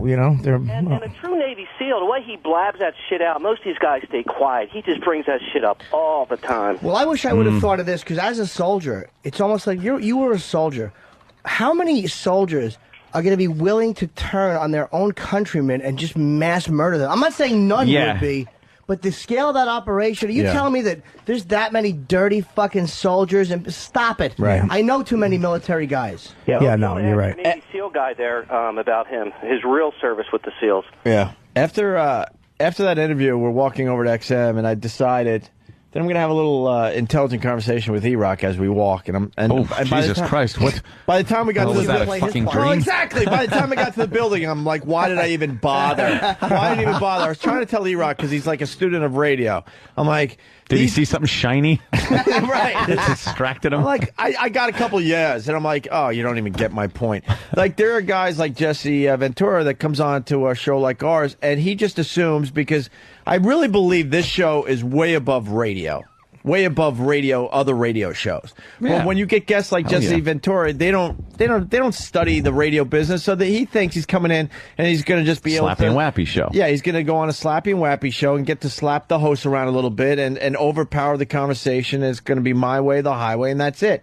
He didn't realize he was walking into a situation where 2 out of the 3 are well-versed on 9/11 stuff. He wasn't going to be able to shove his bullshit down our throats. And I was trying to make this point with E-Rock, and he's just like, Yeah, but another thing, though, you guys weren't attacking him. You weren't attacking him. You weren't attacking him all. No, it was actually a conversation going back and forth. You were bringing up your point, and he just didn't want to hear it. It was a battle of the brains, basically. Yeah, but we pride ourselves. We could yell and scream at someone like anyone. But were you going to say nobody's business? I'd rather make a valid. I call myself you asshole. So fuck you. I'd rather make valid points with somebody. Easy, Opie. Why do you fucking turn so quick? Also, I'll respect take one hit and you just want to stab somebody in the fucking face. That's a good point.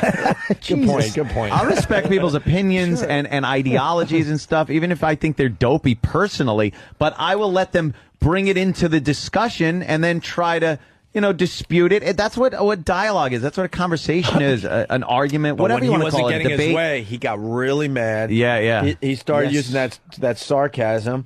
And then you've convinced me. He actually took the microphone and threw it like this. He kind of whipped it around. Hey, by the way, I got to mention this because it came in a lot, and I just don't know. I don't have knowledge on this. I did watch Fog of War, and I want to watch it again. It was great. It was an amazing documentary. If you want to check out something different, Judy Osborne and a bunch of people. Ventura was wrong about the Gulf of Tonkin. Our troops were committed to the Vietnam War before the Tonkin incident. JFK had committed our troops before he was shot. But other people are saying that wasn't admitted in the documentary Fog of War. No, you have to watch that again. Yeah, I don't have the knowledge, but a lot of people say that's bullshit. The point he made about Fog of War. You know what?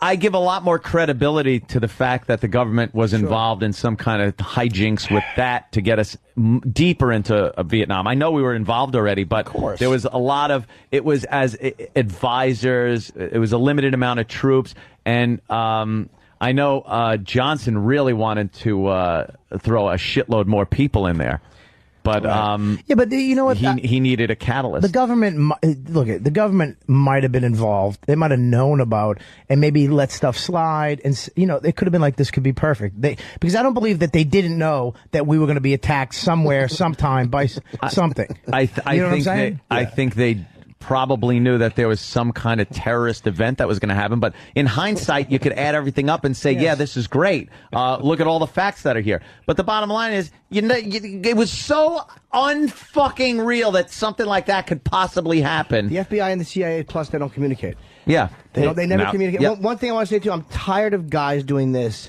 Like Geraldo did it, and he did it. When you have a point of view, and calling you a little worm, yes, then fucking Sorry, my mouth. Jimmy. In the green room. Who said that? No, Geraldo got mad at me too because I wasn't even coming at him. I just didn't agree with everything he was saying about immigration, and I'm tired of these fucking guys having these very strong opinions.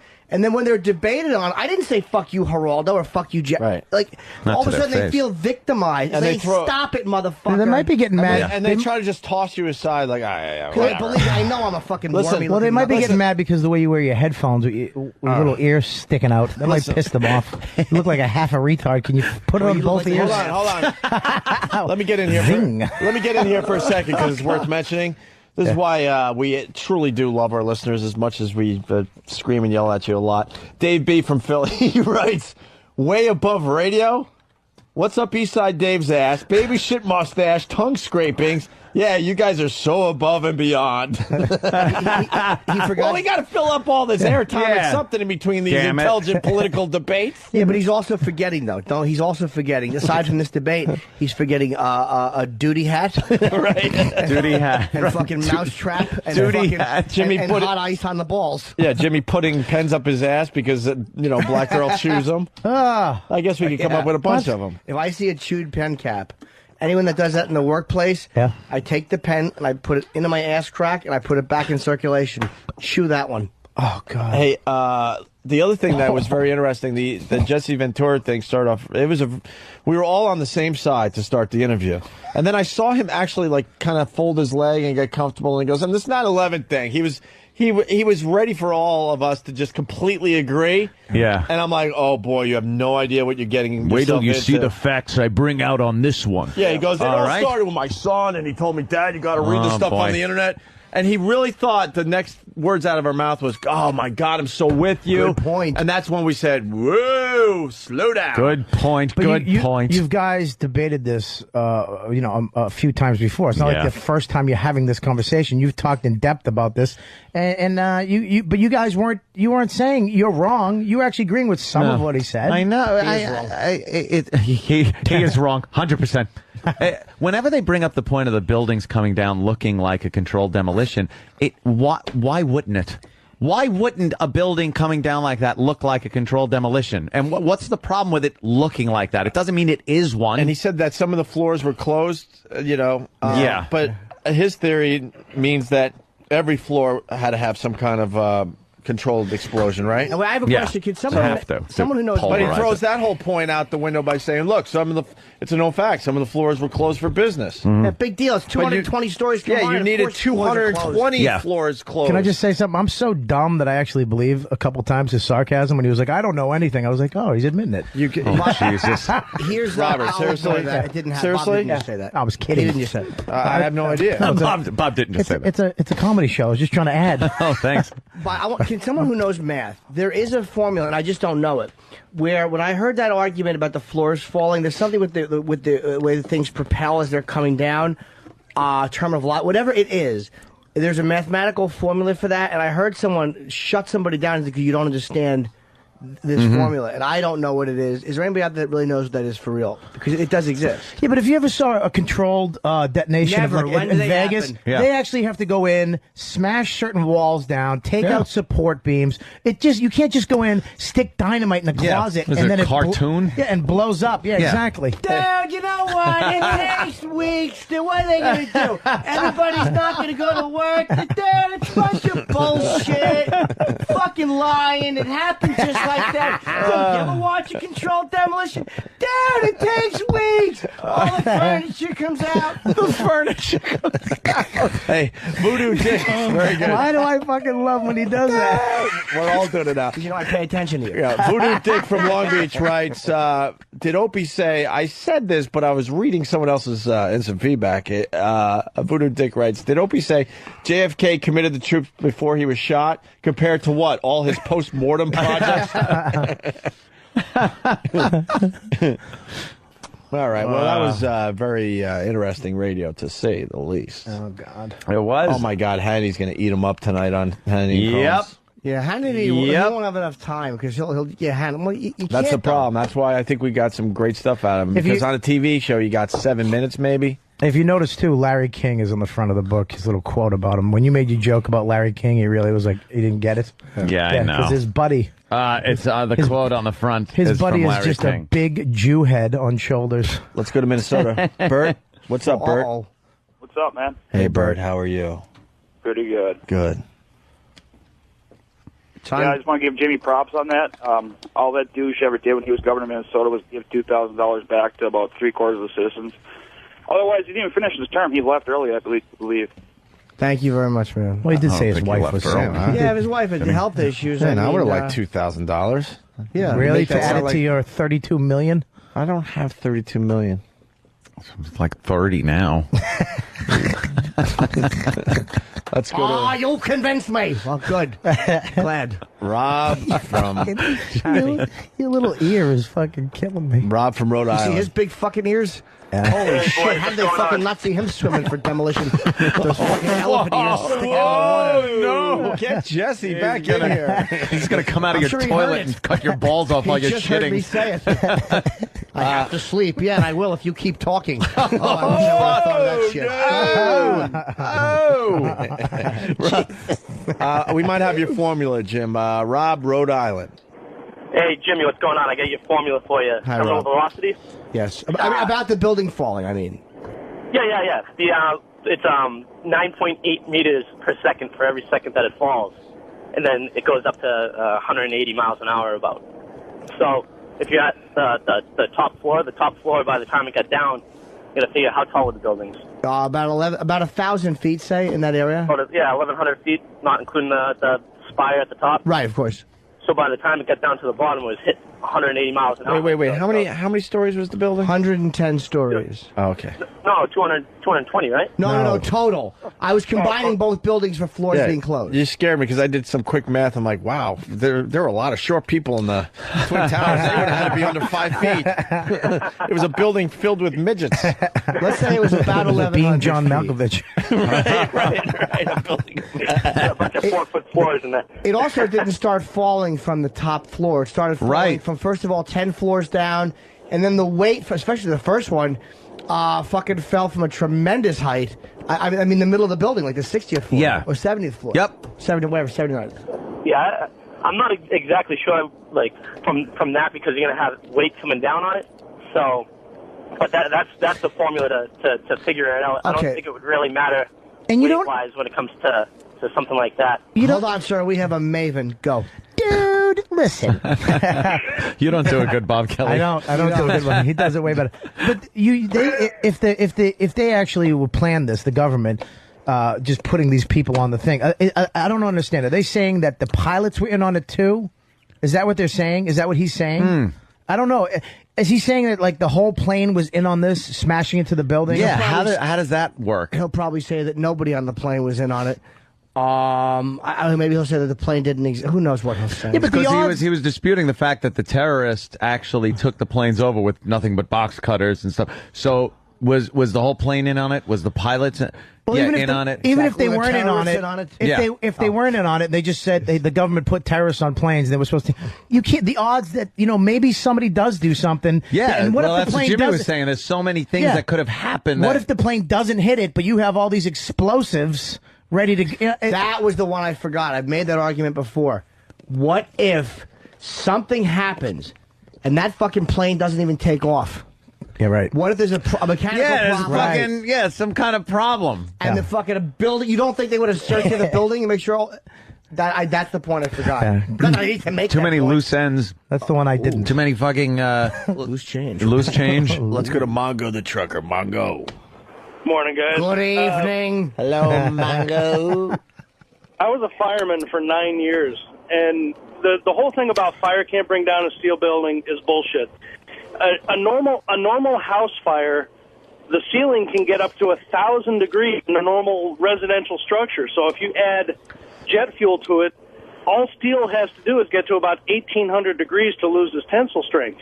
And then, especially if it has damage to it from the impact, you can bring it down in a second. They all seem to believe that metal has to be melting beams before the building will fall down. It doesn't have to just, kind of take away a little of the integrity of the beam by softening it, and the building's coming down. Yeah, but plus the way that building was constructed, it was like a stencil, like it was a new design in buildings to get that up there. Well, Anthony will tell you exactly what it's called.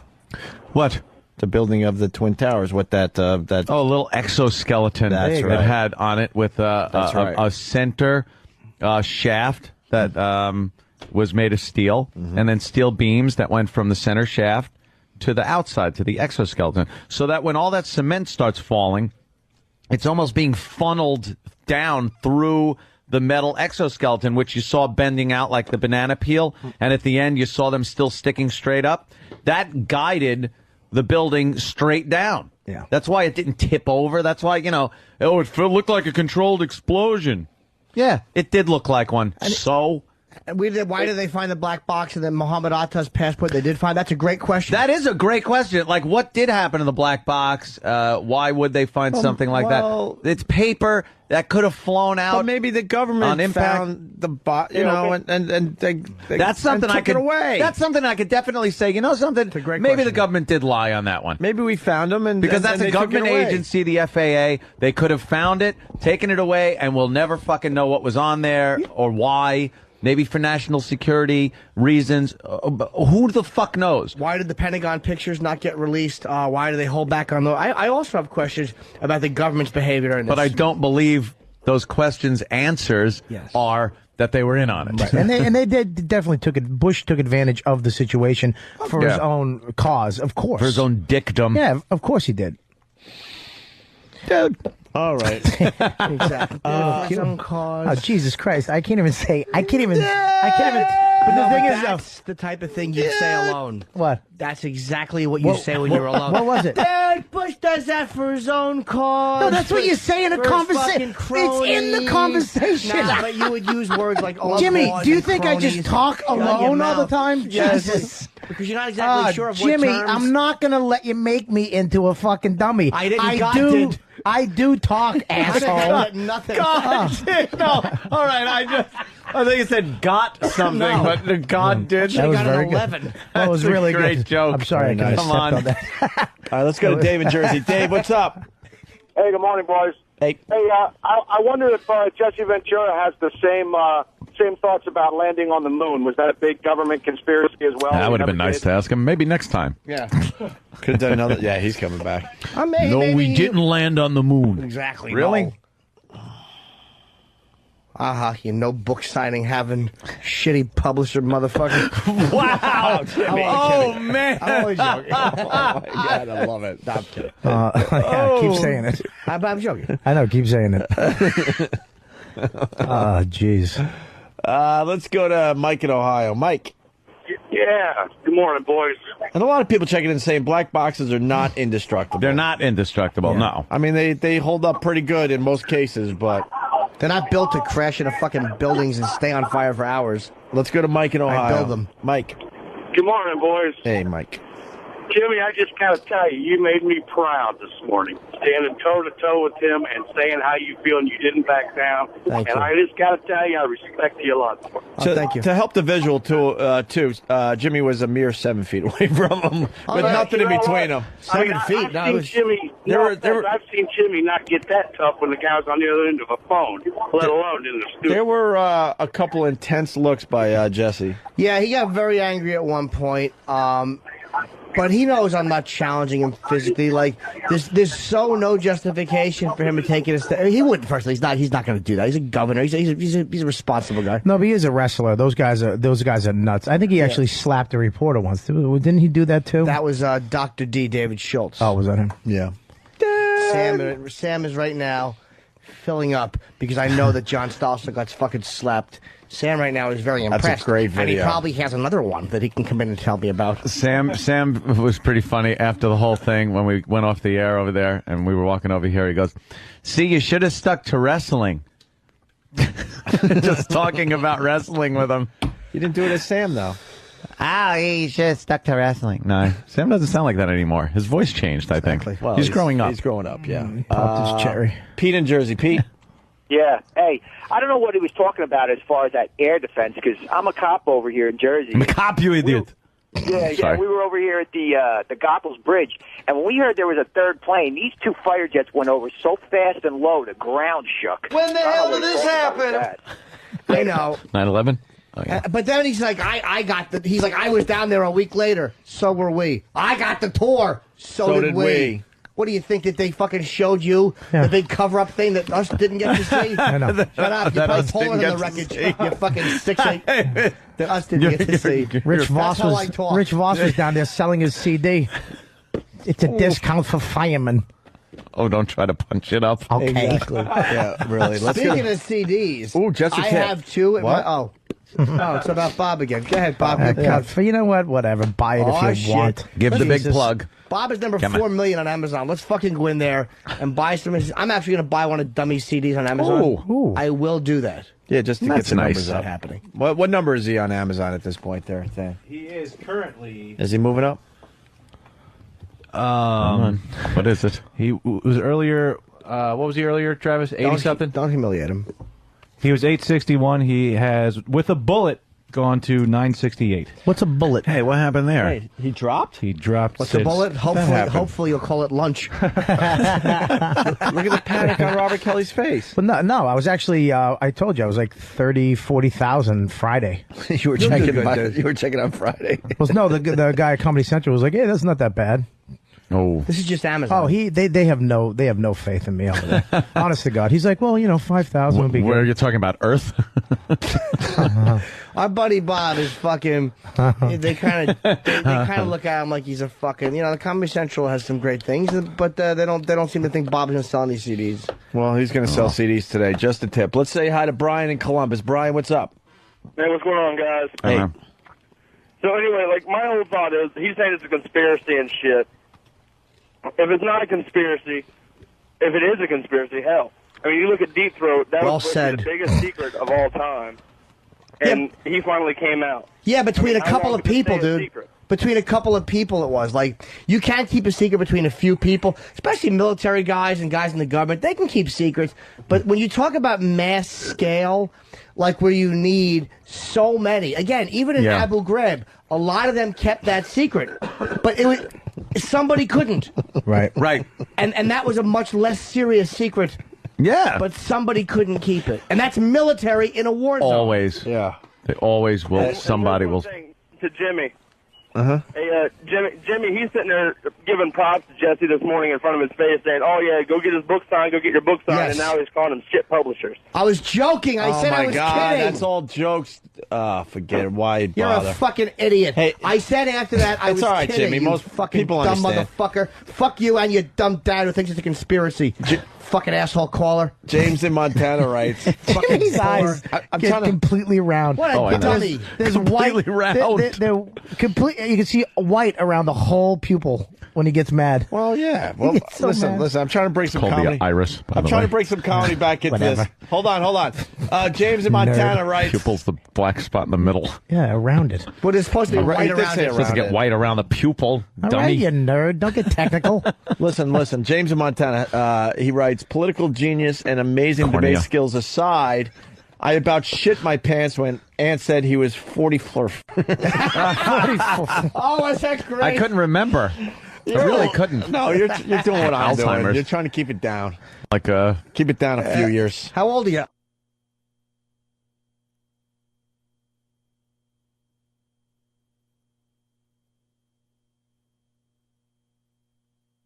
Yeah, he goes, huh?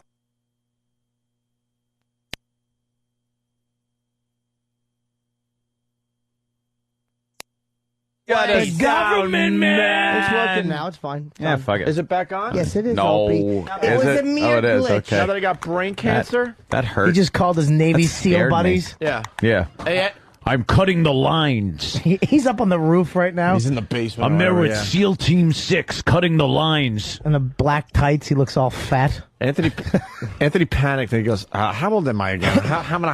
And then he goes, 40 flurf. 40 floor Evan. 40 flurf.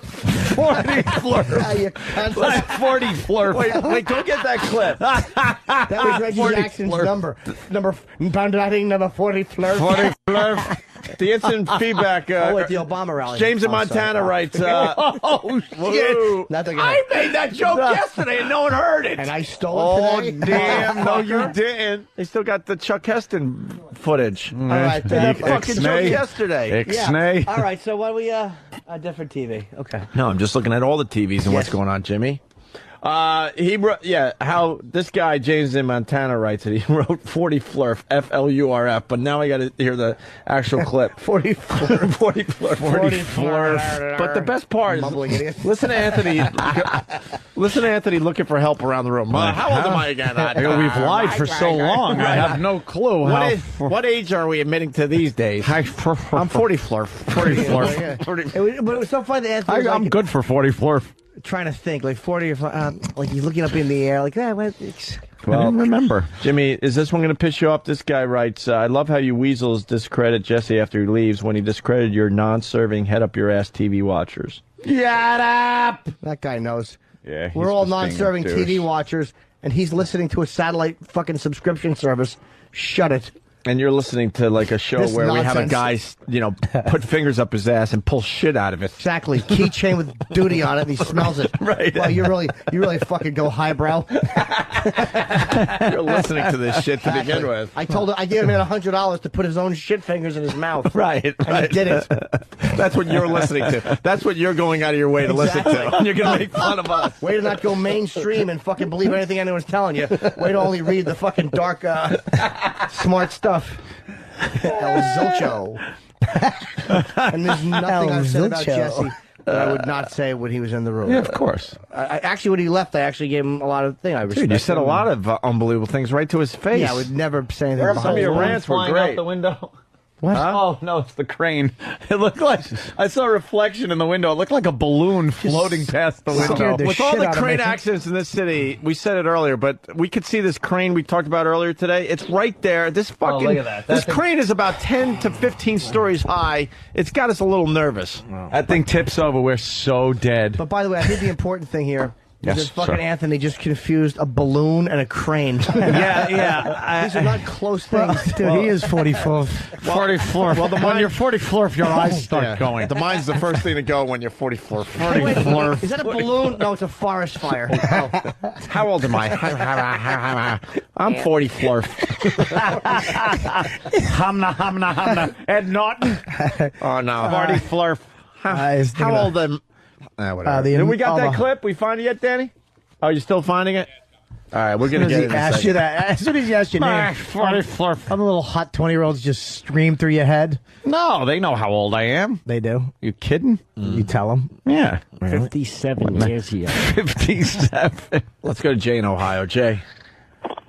Good morning, boys. Hey. You there, man? Yeah. Hey, I used to work on for Grimes Aerospace on the black boxes, and they're far from indestructible. We used to do tests where we would put them in a heat chamber and run them, and we took them up so hot that they would melt. And once magnesium from aluminum starts melting, it's done deal. You can't stop it. It's a fire that won't go out. So What heat does that happen at? Do you know? Say again, Jimmy. What temperature does that happen at? At about 1,800 Fahrenheit, the magnesium comes out of the aluminum, and everything's destroyed. How hot did the fire get? In did they? 204 degrees. Oh, like you could make muffins. He was setting up for one of our bits, Bobby. Yeah, go You ahead. missed it, Bobby, you big fat pig. All right, relax, you fucking dumb cunt. You come to one of my shows, I'll fucking punch you right in your face. We'll see how fat I am. You fat mustache cunt. Bobby is finally had it with the I'm fat really joke. gonna fucking punch you right in your face, you fat cunt. I hope you die in a fucking magnesium fire today. But it was the way the guy said it. Please, can we hear that again? So maybe I shouldn't read Stephen S. from Bayshore's instant feedback, huh? What? Hey, Ope, the crane is out there to lift Bobby's lunch up to the studio. Actually writes Blobby's lunch. I'm not even fucking that fat, you fucking dumb audience member. And let me tell you what I did for Stephen S. the last few days. He's been trying to push one instant feedback for the last 2 or 3 days, and I refuse to read it because it's not funny. Which But he one? keeps pushing it. Let's hear it. He thinks... Well, now you guys are going to laugh, though, now. No. He thinks Bobby's CD should be called Just the Tub. That's not even funny. It's bad. I get it, but It's He's been stupid. pushing it for 2 or 3 days, but Stephen S. had to do it because you insisted that you try to get that read today. Aha. Say, You fucking internet tough typer. Aha. It didn't work. Aha. just the tub. It's Yeah, like, now go back to your wife and go, it didn't work, honey. I thought it was. Well, maybe next time. He's single. Oh, Don't fuck make, him. Don't make fun of him. Can we please hear Don't make something? fun of him. Yeah, he's Call having a that tough again. time finding a girl. He's a little Oh, you think so? He's spending all morning thinking of witty shit to type into this show. Why wouldn't you have a tough time? Bobby's finally had it. I love it. That guy called Bobby a big fat pig. It was so What clip are we looking for? Are we going to go with 40 Fleur? Half these guys that calling me fat, I see them at the show. They're fucking a mess. And Bobby, how much weight have you lost? 20 pounds. There you go. Look at this Come on, fucking Bobby, shit. you big Fucking fat pig. cocksuckers. I said it on... Look at that fucking Dude, I shit. said it on the radio the other day, like when you were shirtless on Pal Talk, for like a guy that's Now, yeah. a bit bigger. Yeah. I wouldn't even call you fat anymore. You got a well-defined, chiseled chest. I look like an unfinished statue naked. Up top, I'm all right, but then you go down past my not all tits. right. No, you're not. Past my tits. All right. No, All I right, said I what, look like an 44? unfinished statue. All right, listen, Danny's got some clips for us. Which one are we playing first? This is 44. 44. All right, listen to Anthony. All right, go. I remember back, and how old are you? 44. Okay, you're a little... No, stop. That's not where... You guys laughed over it. I mean, that's good and all, but he continues. Go back again. That's not I remember back, and how old are you? 44. Okay, you're a little you're a little light, but I remember back. I guess it was. I'm sorry. I'm 44. 44. 44. I'm 44.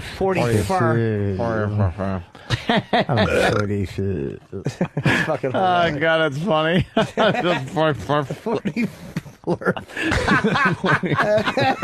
That's going to be a name on message boards and everything. 40 Flurf. 40 Flurf. We'd like to welcome 40 Flurf to Whack Bag. Oh, my God. Let's go to Jack in Boston. Jack, what's up? Jimmy. Hey, Jack. By the way, someone didn't let the 20 pounds go by. You lost 20 pounds, right, Bawabi? Well, I guess he's happy today. Fast Freddy's back with us today. He writes from Jamaica Station. 20 pounds? Did he take his lunch out of his pocket? That's a little rude. That's not even funny, stupid. Fucking work on that shit and get back to it. Bobby does look like he's lost weight. I mean, to be honest, Bobby has lost weight. 4 floor for go. Cigars and scotch. Nice. What do we got? Okay, Jack, what do you got? Jimmy. Hey, sir. Yeah, the unfinished statue of a walrus. Jason from Troy. Yes, Jack. Yeah, I just want to give Jimmy props on the precision in which he fired that book comment at Jesse. That was fantastic. Oh, yeah. Well, again, it was irrelevant to what we were discussing, and it was based in being pompous. And when big guys try to go intellectual, what happens is this. They get annoyed if someone's intellectually going back at them, and that tendency to fucking treat little shits like me the way they always did comes out. Like, you know what I mean? It's like, don't try to go intellectual unless you're prepared for someone to go back at you that way. Yeah. That's all. Let's go to Mark in Alabama. Mark? Yeah. Hey. Hello? Yeah, go ahead, Mark. Yeah. Hey. You gonna do this all day? Yes, Mark, we hear you. Yes, talk! Sorry about that. I want to know why y'all didn't go after Jesse Ventura for discrediting everything the American government said, but all of a sudden believing everything Fidel Castro says. Because he would have had an answer for it. I actually didn't think of it, but he would have just, said about the history of lying and Fidel's a freedom fighter. Whatever he would have said. I mean, what is Fidel Castro supposed to... What is Fidel Castro supposed to say? Yeah, I shot... I killed him. Well, I don't think Fidel Castro did, but yeah, of course. I just thought it was ridiculous that he would believe everything he said. Yeah, he really did talk to Fidel like he was fucking Honest Abe or George in front of an apple tree.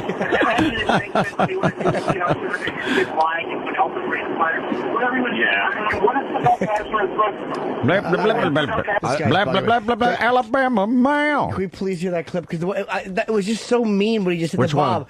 Just a minute ago when the caller just got mad at Bob. Yeah. It was so uncalled for to call Bob. It really was.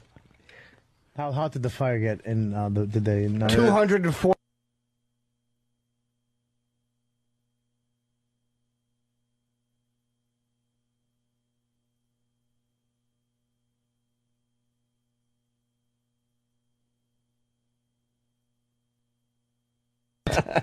I come to one of my face, we'll see how fat I am. You fat mustache cunt. Electronic, like you're shutting a breaker off or something in my head. Does that fucking hurt?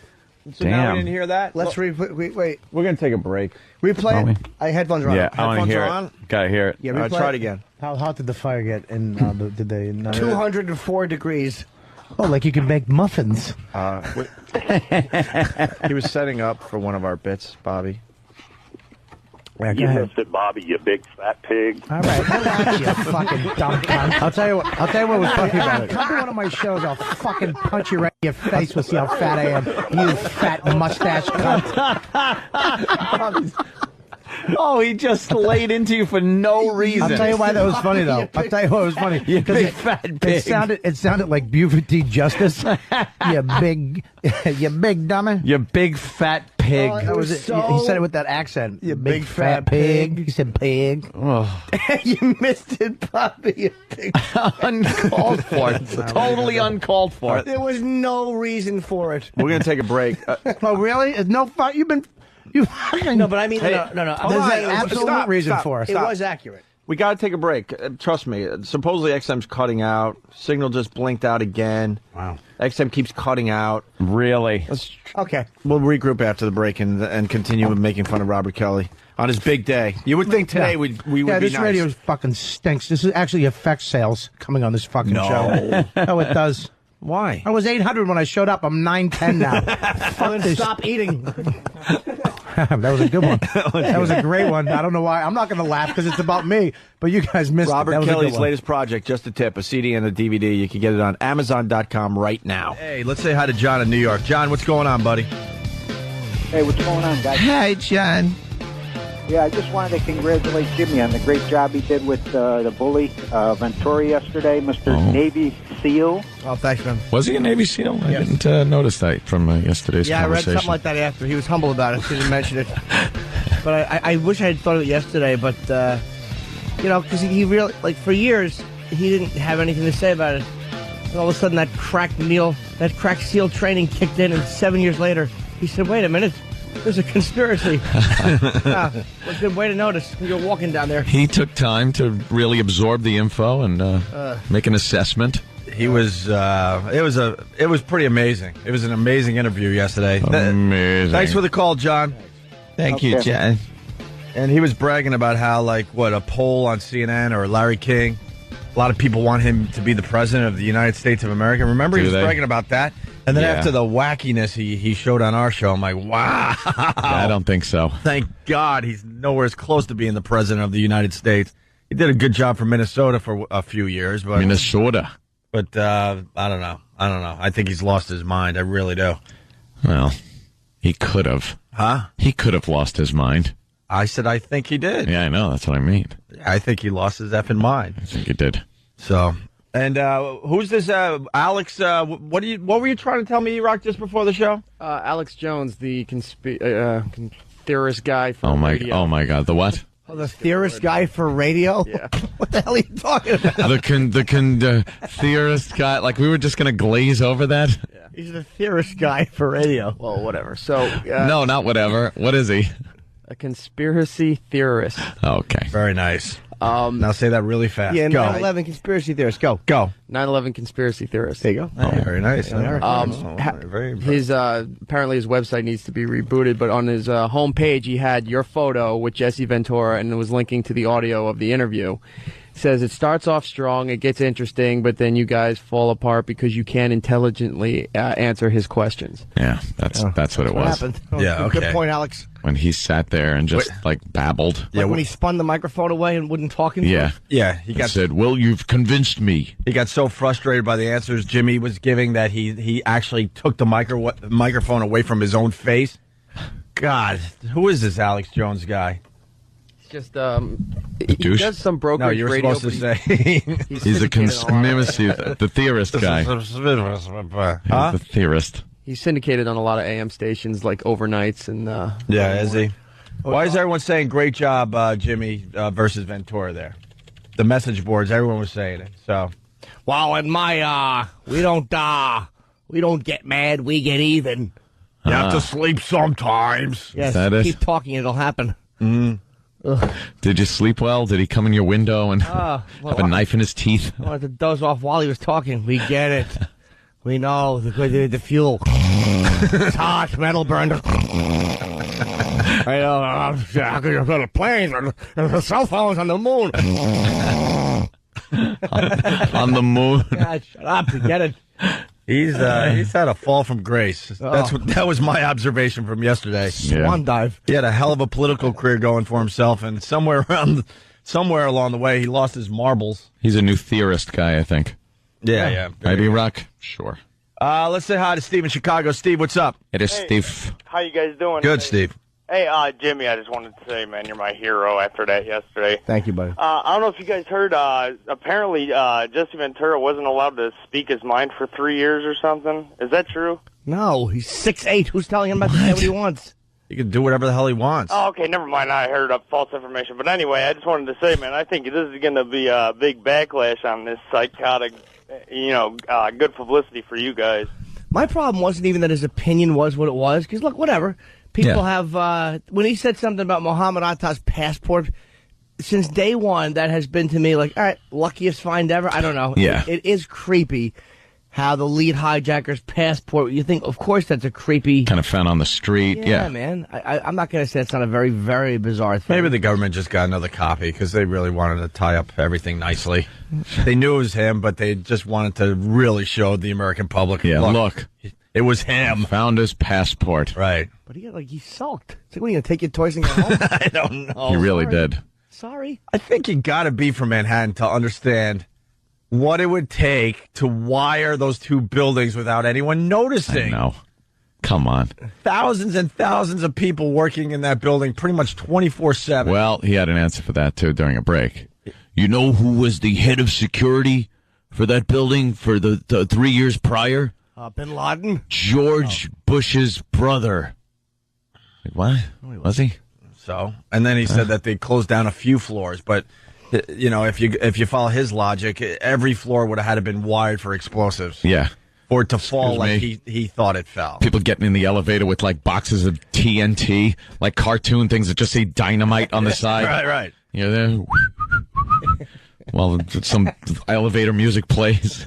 And how are they covering up all the holes as they're getting the explosives into the foundation of the building? And not the foundation, but the structure of the building. Not one piece of metal with a hole that had been drilled in it was found. Like, not one out of, 10,000? Well, he says that some of the beams were cut with shape charges.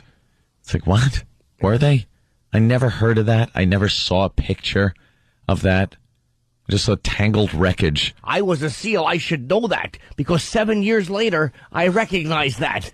I didn't recognize it when I was in office, or when it happened, or when I was down there. But I saw some college student's website, and then I just, all right, we know. Sure. And he really thought we were going to agree with him. You know, that was the amazing part of the whole thing, because the interview was really terrific in the beginning. We're all agreeing, and he had some interesting things to say. And then he kind of put his foot up, and he was sitting back, and he's like, and this 9/11 thing, my son told me I had to go and read some of this stuff on the internet, and man, I'm starting to believe. I'm like, whoop, time out.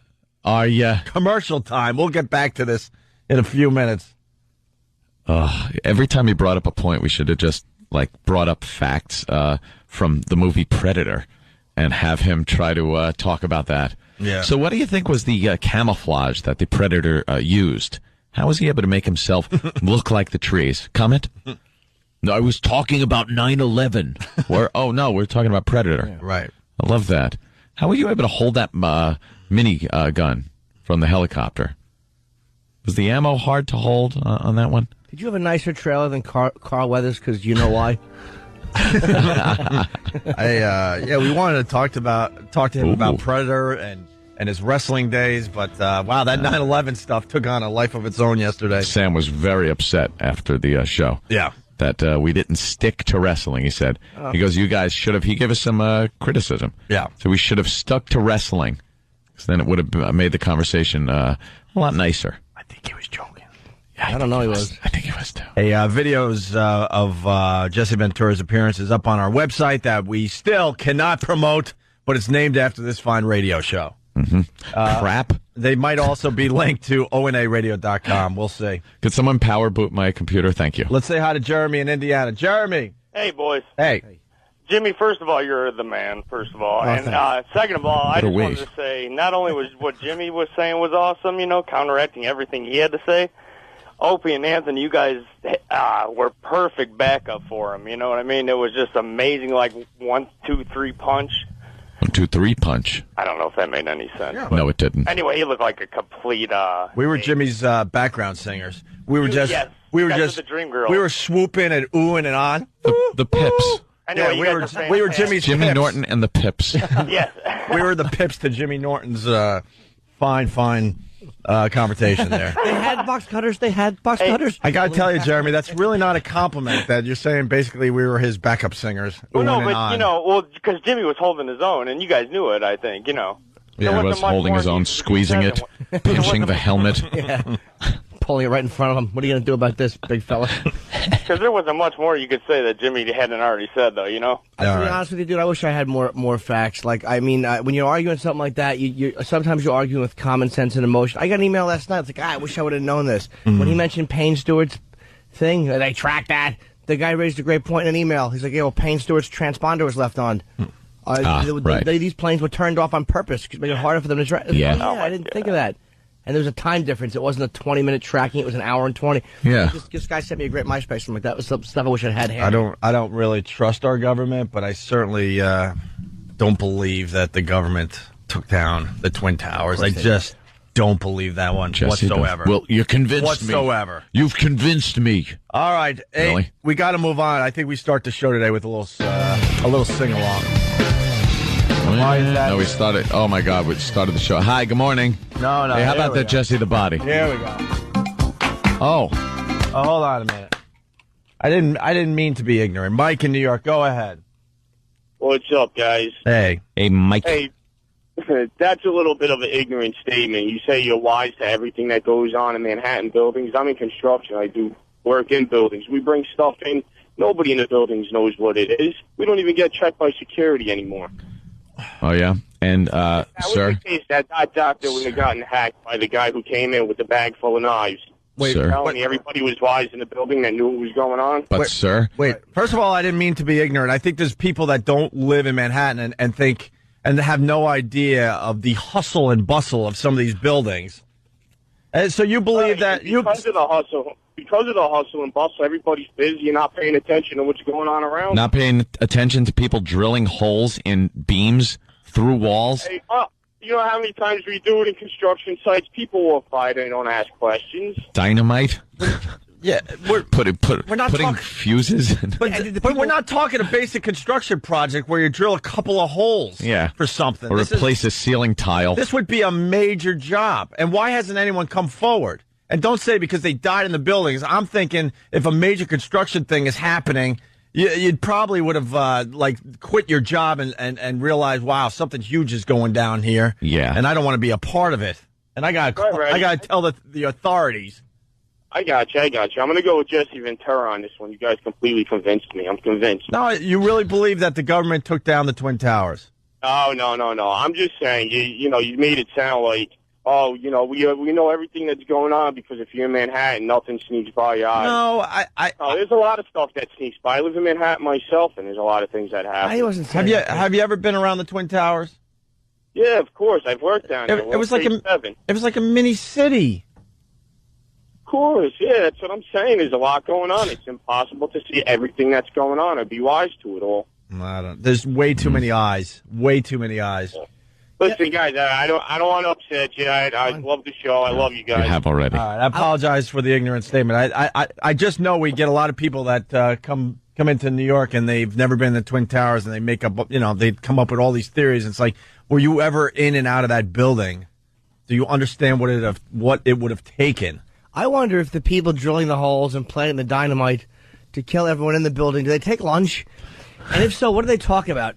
Like, they're human beings. They're not robots. So, like, they're drilling, they're putting, like, dust in, and they're walking by, basically, people that they're helping to murder. Yeah. Thousands of them. Do they go down? You want to grab a hoagie? Yeah, they get one of the gophers. Hey, grab some sandwiches for the guys. Right. All right, yeah, we're just here to, murder people. Yeah. And we got to do the 88th floor tomorrow. We're on floor 87. They're in the other building. You want to meet downstairs later for Coke? All right. So what'd you do today at work, hon? Well, we're demolishing the Twin Towers. Well, I didn't hear that on the news or anything. They never brought that up. I know. It's odd. Yeah, keep it under your hat, honey. Between us. Say anything. It's just amazing. It was a hell of a day today. We were laughing. We were up on the 86th floor, just drilling holes and putting explosives in there. And, you know that guy Mike, he's such a character. He took the TNT and made antennas with it, and he was walking around and making the employees laugh. Or maybe they didn't know what they were doing. They were just doing what they were told. Right. And all of a sudden, on September 11th, like, wait a minute. I drilled holes in that building for 6 months and put bombs in. That could have been what happened. I think I might have been responsible for that. Stop it. Plus, the more you read about 9/11, they were hoping to completely destroy the economy of the United States of America. So the president of the United States was going to take that risk, take down these two huge buildings, and possibly collapse the economy? Yeah. That's a hell of a risk right there. We're going to try this out. I don't know if it's going to work, but it's something we've been noticing for a while now, and we might have something. It's the radio voice. Ho, ho, hey! Like we talked about, like so many radio guys seem. Well, I wanted to at least acknowledge that production right there because terrific. Boy, are the listeners going to be disappointed. The big la da da da da da da da da, and then it's going to be crap. Yeah. Well, we kind of talk about how they all sound similar. And it's like if you have Patrice in here and you got Opie, Ant, myself, you can pretty much tell who's who when you're listening to us yap. Yeah.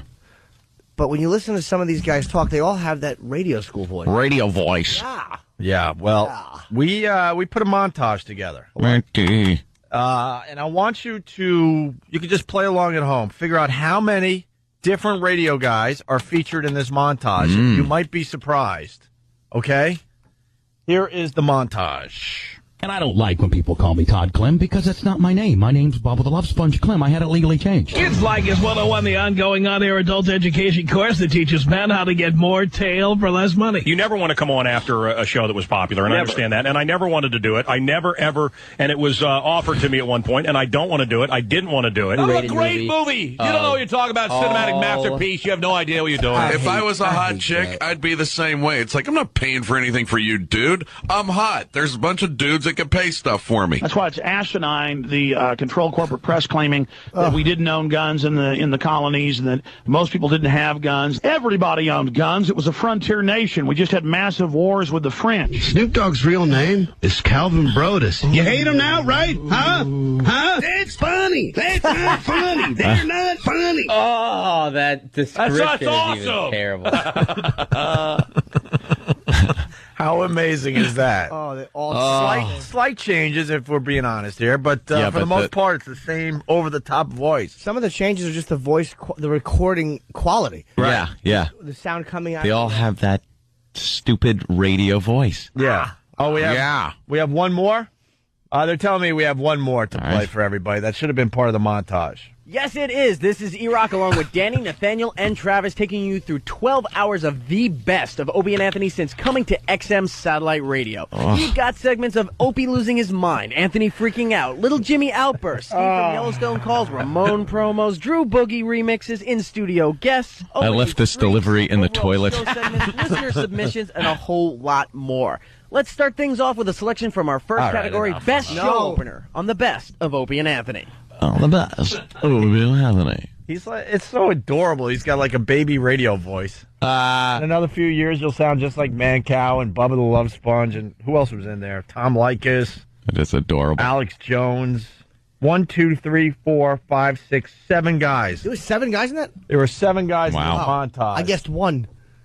7 guys, all sounding very similar. All trying to make believe like they're setting the radio world on fire with their delivery and their voice.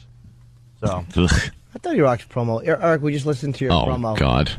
We just listened to you promoting some old XM best of. And you sound good. It's horrible. You list a bunch of stuff. It's good. In your radio voice. Could you say something in your radio voice, please? It's very energetic. Anything? Good no? I don't get it. Great. Yeah, God almighty, Eric. Talk. Millionaire's tax could find New York City mass transit. Obama calls for talks with Iran over Iraq. He can't even do it right. You know what I want to do right now? I want to grab your neck fat and pull it up over your head like a sweater and kiss you. Like a tip. All right. That worked. All right, let's move on to something else. Yeah, I thought that was fun. For 10 seconds. Yeah, it was good. We really had nothing after it. The Jesse Ventura thing from the other day is getting a lot of chatter. A lot of attention, some chatter. Well, you got the 9/11 conspiracy guys. They've pretty much jumped on the fact that Jesse was on our show and arguing with Jimmy for the most part. Jimmy and Jesse going at it. Yeah, he was terrific. His instincts just really kicked in when he walked around down at Ground Zero. Boy, a mere 6.5 to 7 years later. Wait a minute. You know, I was talking to my son about it, and, yeah, were you? Yeah, good. What did he say? Pointed it to some lame website. There was probably loose half-truths. It was probably loose change or something. But if you're into talking about the 9/11 conspiracy thing, you should go to Whackbag because they're rocking that topic on that message board big time. The Jesse Ventura thing just stimulated that whole conversation. Yep. And we're getting people from other message boards and other radio shows all coming to, Whackbag because they all heard about the Jesse Ventura interview. God, they're trying so hard to make it like the 60s. There should be an investigation. All right, into maybe certain failures in communication. All right, gatekeeper. Yeah, just you know what? I'm starting to think that Oswald just got lucky and killed the president of the United States. Because I'm starting to think like in 9/11 terms. When 9/11 happened, we were all here, everybody, whether you were in New York City or watching on TV, you're like, wow, planes just took down the Twin Towers. It was as obvious as that. Yeah. 6 years later, you know, some of these conspiracy theories, they got, I hate to say it, they got some legs. I still don't believe it whatsoever, but they got some legs. And I'm starting to think, back in the day with JFK, I bet you the same thing happened. It was Oswald. He shot the president. End of story. But then you start getting a little info here, a little info there. And next thing you know, it becomes this massive, huge thing. Man. Right? Yeah. Yeah, I think you're right. He just like rattled off some shots, got lucky. Got lucky on one of them. But then all of a sudden somebody came up with one little thing that was a little suspicious, and that led to this thing that was suspicious. And then, well, what about the lady with the weird hat on the lawn? Oh, well, let's add that to this thing. You saw a puff of smoke. Puff of smoke from behind the fence. Well, we'll add that to the thing. Next thing you know, bolt-action rifle. How the hell could he fire off that many rounds? At that? Right, and then a bunch of years go by, and then you got this massive conspiracy thing. Yeah. And I'm wondering if the same thing is slowly but surely happening with the 9/11 thing. Well, there's also been a lot of myths, and I don't know all of them about the JFK conspiracy. It's like you read it, and the way the conspiracy, like a lot of them paint it, it's like, of course it would be a conspiracy if it happened that way. But when you hear certain facts like, well, no, because the lady with the hat felt a bullet whisk through the flower. And you're like, how could the FBI have missed that? But then you go to, like, the anti-conspiracy website, like, that just simply didn't happen. Yeah. It sounds great, but it didn't happen. There's a lot of just lies on those sites that are they're disproven. Yeah. By documentation, photographs, and records of people that were on site. Like the loose change comes up with these theories and what they say is fact. And then you would look at other sites and it's like, no, here's a picture of a part of the fuselage with the windows in it where they said there were no windows in that plane that hit. Well, what are these, dummy? Yeah. I just disappointed my brother Elmo. Oh. You want to talk about conspiracy theories? He's all about JFK. Yeah. He's all about it. He spends hours and hours online arguing with these knows nutcases. Everything about it. And he believes that there was a lot going on that day. Yeah. Yeah, he doesn't think it was just Oswald whatsoever. And he writes today, read the actual Warren Commission testimony. Who has time to read that? I get my info from the internet. A little here, a little there. How many people heard shots from the knoll? It's incredible. According to the Warren Commission, there were a lot of people that heard shots from the grassy knoll that day. Yeah, could have been echoes. I'm not even saying it wasn't another guy. I'm not going to say it wasn't Oswald and another guy who just got away. Could have been echoes on a fence. You hear that crack. You know, it sounds like more shots because sound travels slow, right? Relatively speaking, and you could definitely make out the difference in time when someone fires a shot. And you hear it ricochet off the sound ricochet off a fence. Mm-hmm. It's going to sound like it's coming from the fence. Right. It's going to sound like two shots. One came from the fence. There was a good point I read about somebody who was talking about the grassy knoll, and he was saying that a lot of people, everyone ran towards the knoll after the shot. And the point was, how many people, when they hear a bullet fired, run towards the gun? Yeah. You run away from it. Yeah. You don't run towards where the gunman is. Must run toward gunman. And they all ran up the grassy knoll. Yeah. So again, I would guess to get away. But he's right. People did say they heard a shot. Maybe that was the easy way out, because we all spent some time in Dealey Plaza, and you know, if you're in the middle there, you're going to want to run to the outside, and maybe that was just the closest escape route. I don't know. It's to the end. Yeah. You're running to a place that you can hide. Yeah. You can't hide there in Dealey Plaza. What do you lay on the yellow line and pretend you're part of the street? There's nowhere to go. We should do a JFK show maybe on the other side. My brother has more knowledge than anyone out there. Simple as that. I mean, he will spin your head with what he knows and doesn't know, I guess. Dude, he better shut up about it. Yeah, no kidding. People come and get him. Dude, the government's not going to find him. We can't even find him at this point. Yeah, where the hell is he? I don't know. Our own family doesn't know where he is half the time. So how is the government going to find him? Follow a T-shirt trail. Yeah. By the way, Brother Elmo completed his book. He put together a fine book that skews TV and movies, and there's a lot of his cartoons in there. And he's trying to get a publisher. He's got some bites, so we're keeping our fingers crossed for Brother Elmo. Go to MySpace. Brother Elmo, and you can check out some samples of his book. It's pretty damn good. I hope it gets published. I think that'd be really cool for him. And talk to him about Black Dog Man. He knows who that is. He does. He certainly does. And how technology has proved that Black Dog Man was 2 feet tall. I'll sit you down, Elmo. We'll talk. 2 feet tall. Technology is hurting some of the JFK conspiracy stuff. Yeah. Yep. Well, Darren goes, my brother Elmo goes, Zapruder film shows JFK's head violently flying backwards. Oswald alone is BS. But they try to explain that too, right? No, yeah. We'll never know, man. Anyway. This guy, has Aunt seen Loose Change? Yes, I watched the whole thing. You said you didn't. Oh, shut up. I did. I heard you only did 5 minutes. No, I watched the entire thing. And then you had to go to the bathroom again. Yeah, that was crap. It was Loose Change pouring out. Tom, go ahead. Tom, yes? Yeah, and listen, you watched Loose Change, right? Yeah, I watched the whole thing. Now, when the planes hit the towers, they left the impression of the wings on the side and everything, right? Yeah. Okay, now when they hit the Pentagon, where's the impression of the wings? All right, the Pentagon's made out of brick. Very, very. It's a lot tougher than the metal on the outside of the Trade Center. Also, the plane hit. Sorry, he's telling you. He's answering your question, dude. The plane hit on an angle. It didn't hit straight into the Pentagon at a 90-degree angle to the wall. It hit at an angle that you're not going to get the impression of the silhouette of a plane. That's just how it happened.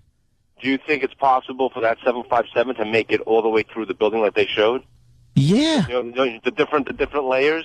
It made through a few. It went through a few rings of the Pentagon. Yeah, it's absolutely possible. The engines. It did, and you could see the outline of the plane that they show when you take away the smoke and stuff. Because Loose Change likes to show you the picture of the Pentagon with a lot of debris and stuff in front of the image. They showed all kinds of stuff about how Osama bin Laden was taken to a hospital by U.S. people and a bunch of nonsense. And they see this, but I'm with Jesse Ventura on a lot of things. That's and terrific. If he ran for president, I'd vote. Yeah, I'm sure you would. He's a terrific guy. He can't handle a debate without being a baby and spinning his microphone around. Go, okay, you convinced me. Yeah, he was getting great. Real presidential material. Because that's how Clinton or Obama or Reagan would handle it. You convinced me. All right, we get it. We get it. Navy SEAL, tough, real knowledge. We get it. Yeah, he got really frustrated, and it wasn't like we were. Find out one day. Right. Yes, we will. Find out one day that a cruise missile was shot at the Pentagon. Is that what I'm led to believe? Yeah, we'll find out. That it was a cruise missile. It was a plane, just like the planes that hit the building, just like the plane that crashed in Pennsylvania. It was another plane. The guy came in and hit the Pentagon with an airplane. All right. Hey, what about the people? I love that. Where did the people go that were on that flight that hit the Pentagon? And who built the windowless plane with the bombs? And, how did air traffic control it? I understand the transponders were up, but there's 4 planes flying around that took off. Yeah. With when did they magically get replaced by the other planes? Yeah. So at one point there had to be a shift in the air where the real planes with the people takes off to kill them. And at perfect timing, the windowless bomb-laden planes have to all appear. They have to appear, and then where are the people? Did the government just kill the people? Did they go, sorry, people, your flight now is being, we have to land somewhere else. These armed military people will escort you to a hangar where you'll be executed. Yeah, what soldiers did this? Soldiers are 19. They can't keep a secret either. Listen, taking pictures of the prisoners in Iraq with leashes, and that dumb Lindy England with her thumbs up. And her stupid, what? I'm just trying to get in here because we made the Loose Change blog. Oh.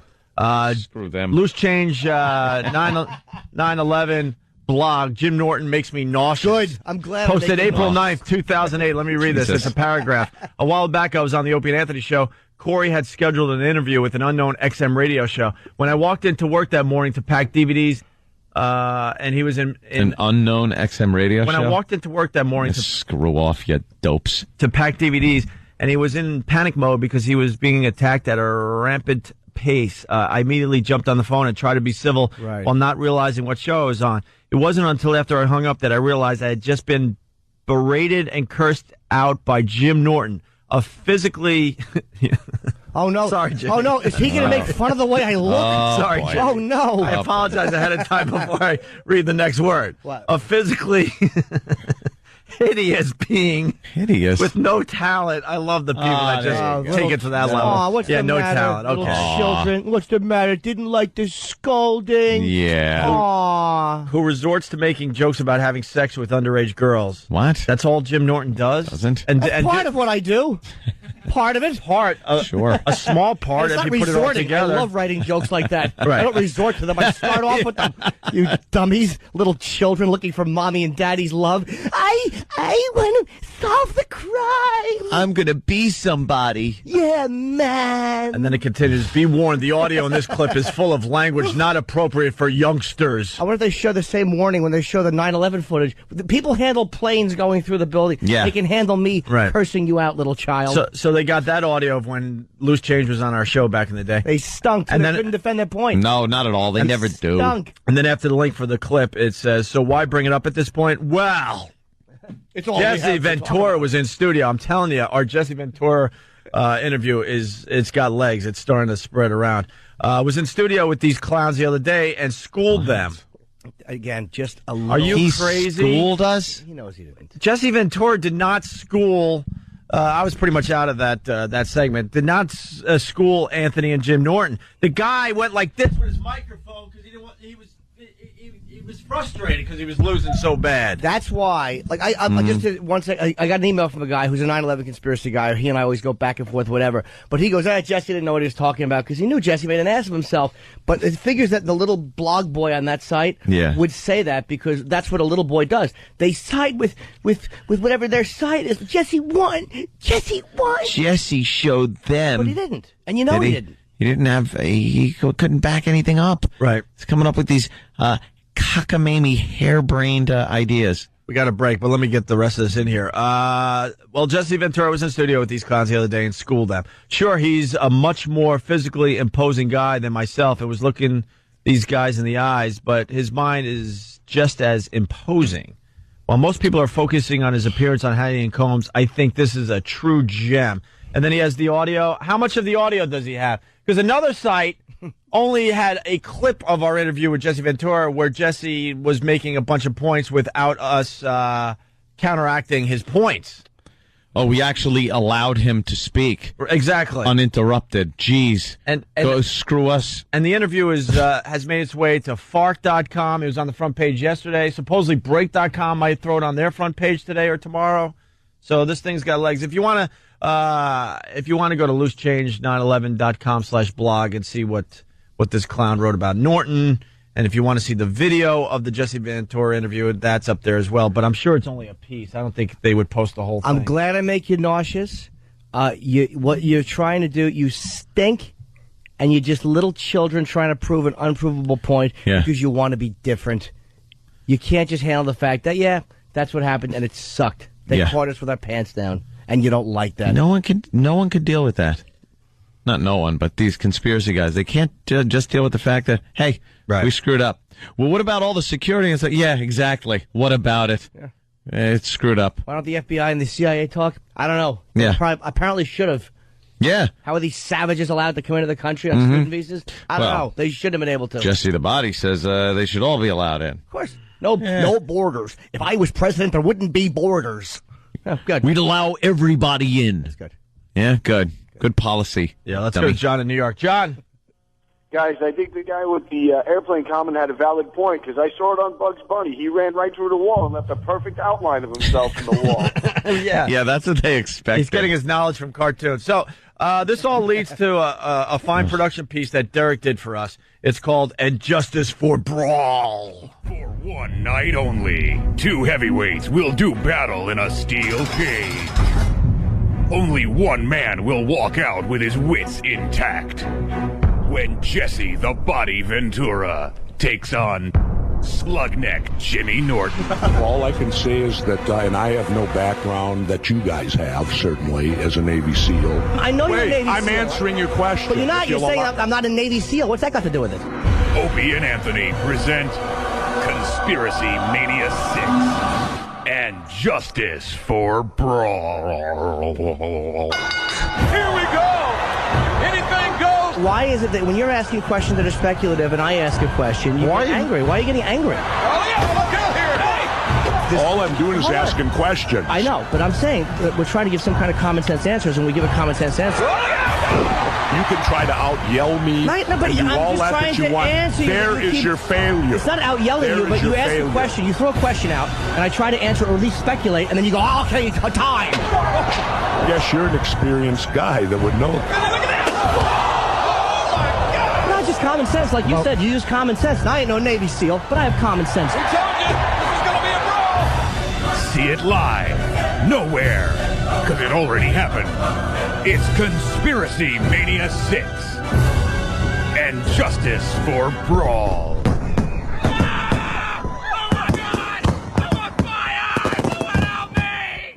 We got a busy show. We got Jesse Ventura coming back. Oh, really? The last time he was in here... Yeah, I was a Navy SEAL. Yeah. And there's a conspiracy that you don't know about. Well, how do you know about it? I was a Navy SEAL. How long ago? Before or after you wore a feather boa and fakely punched people? You can say that when he's here. Yeah. You know, yeah. I won't. That's why I'm saying it now, Jim. I like to see him. I don't do the same joke twice. I like to see him fakely punch you when he gets here. Fakely. I think it won't fakely hurt whatsoever. His giant mitt. Yeah, there's a picture of him with his feather boa. Wow, Just have that up when he comes in. Remember that guy? What happened to him? How was anyone taking him seriously? He had a lot of fun. He was a fun guy. That version. He was. That version was a lot of fun. Didn't he pretty much threaten us the last time he was in here? Or little Jimmy?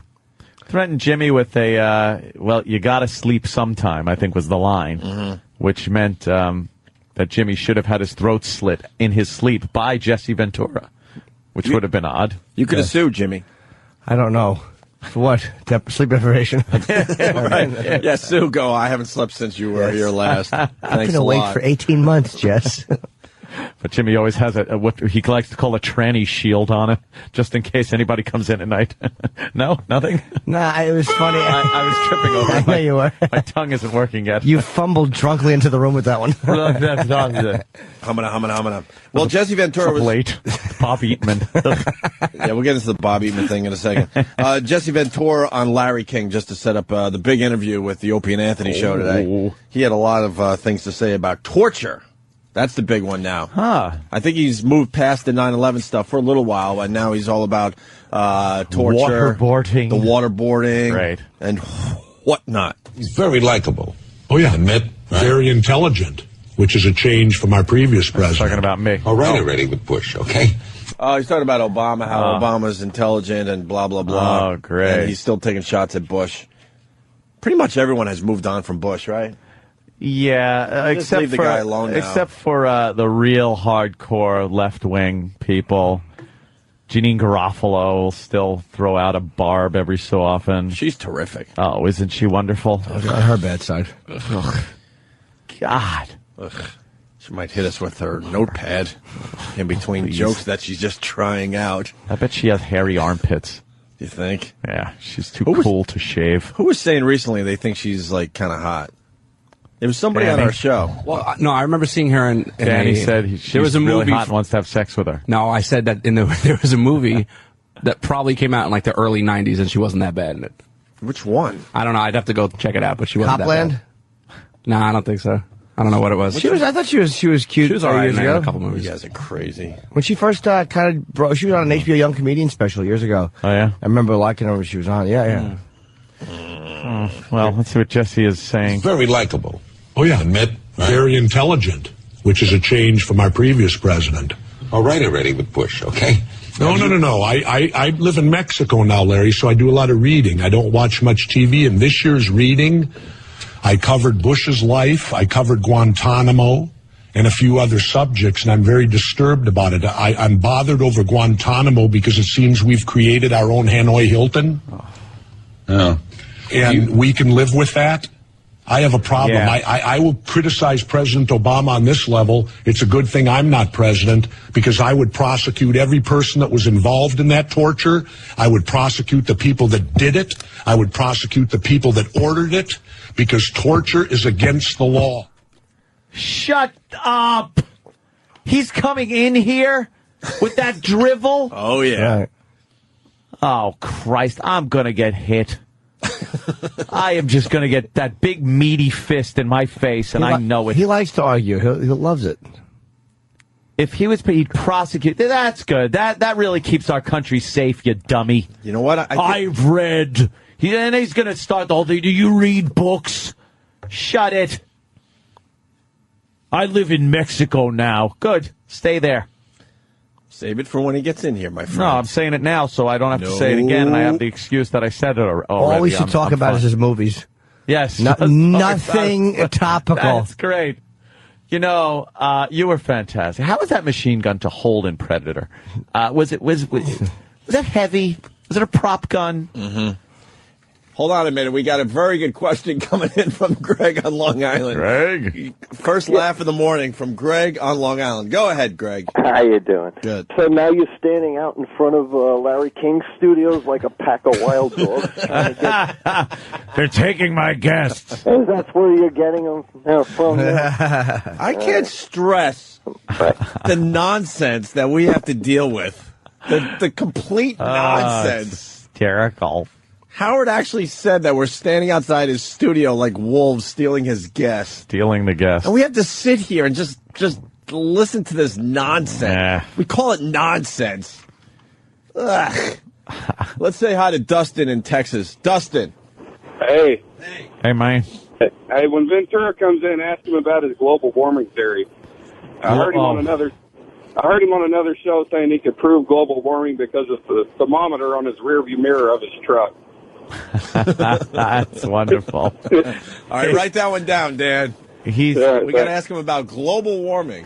Is it a gag? Is it a bit? Is it a work? Oh, no. What's he doing? What's he doing? It's a work, right? Vince is going to hire him back as the kooky politician guy that gets in and hits people with chairs. No, he said when he sits in traffic, his thermometer on his rearview mirror goes up, and when he goes down the road, he goes back down. So that obviously proves that global warming is real. No, it proves that when you're sitting in traffic on pavement, that the ambient temperature around your vehicle will rise.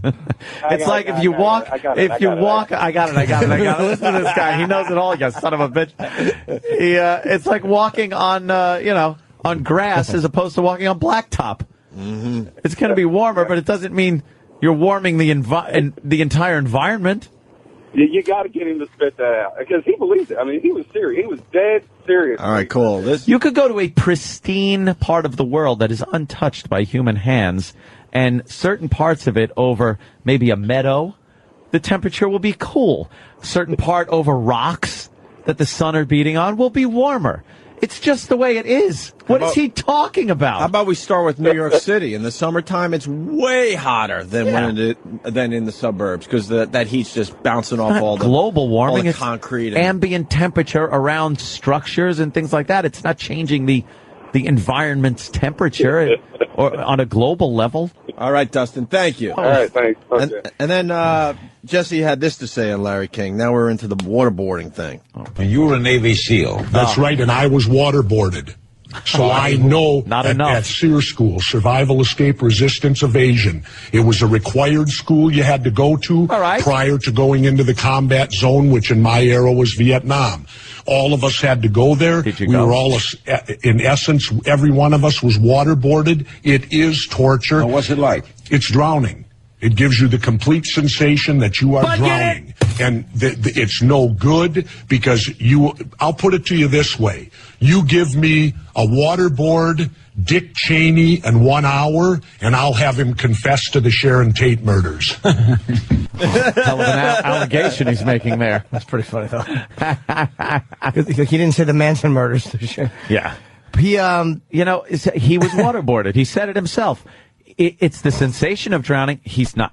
He's alive. Mm-hmm.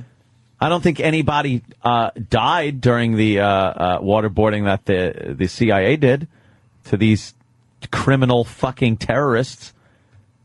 What is with this guy? Some people just want another 9/11 type scenario, I guess, in this country. They've completely forgotten what September 12th was like.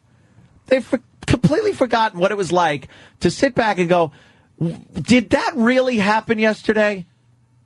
Or was that like fake? And then you realize, no, my God, that really happened. Well, now we have to do something so that never, ever happens again. The horror, the feeling of helplessness that you felt watching the buildings collapse, the Pentagon get hit, people on a jet plane crashing into the ground and into buildings, the horror they must have felt, the sadness of an actual attack on the United States. People just fucking forgot that. They just all forgot it. Waterboarding, I would prosecute every single one of them. Shut up. Why? Save it for Jesse. So that they could go back, let them all out. Let them all out of Guantanamo. Let them all get back and regroup and attack us again. That's a great idea. You have that fucking feeling in your gut. Where the fuck were you when that happened? Were you a Navy SEAL at the time? No, we were in fucking New York, asshole. We were here at the battlefield. Oh, and you noticed how he said he was a Navy SEAL during the Vietnam era. Does that mean you went? Were you in Vietnam? I was waterboarded. Were we really part of the battle, though? What? I got to correct you on that one. Let me tell you something. Were we in the middle of the battle? When you lived in New York City at that point, when that was happening, you did not know how far it was going. You didn't know if there were stories that there were 10 more planes in the air heading for where the fuck ever. Mm-hmm. So yeah, we were closer to the battlefield that Jesse the Body was. They just and I'm not just pointing him out. He's just one of a lot of people that have just completely forgotten what that feeling was. We need that feeling back. We need to take these people, maybe take a couple of family members and kill them in horrible ways so that they can feel that awfulness that you had, that violated feeling that everyone had on September 12th and onward a couple of years until people just fucking forgot it happened. Ugh, you people disgust me. Disgust me! This is a wonderful rant, but you're going to do it in front of Jesse, right? I will. No holding back today, my friend. I will. This is all just a pregame until Jesse shows up now. Here's what, actually, just... The rest of the show doesn't even matter. Matter of fact, I would say go away for 3 hours and then come back when Jesse's here. No, I'm gonna go into the studio and just record some sounds and then go home. Here's what you can play while Jesse is here. What? You're out of your mind. Get out of here. You forgot. Just play it on the soundboard, and I'll go home and listen. Do the one, fuck me, fuck you. Yeah, that's one of my favorites. I love that one. I use that one a lot in private life. How about this one, too? Are you trying to tell me? Yeah. I can't believe it. Can you do the fuck me, fuck you? Fuck me, fuck you. And then... it's written this way, so I got to read it. Oh, Larry proves why he's a great interviewer. Oh, God. Okay. And finds out what a SEAL is. Who wrote this? Well, Sam. So obviously. Guess what? We're going to find out that Larry sucks at interviewing. All right, here's Jesse. And Larry proving he's a great interviewer. I meant to ask you, you were a Navy SEAL, and they have a tremendous image. Was there ever a time in your life when you thought fear would overcome you? Sure, the first time I jumped out of an airplane, I was afraid of heights. I joined the Navy SEALs so I would conquer that fear.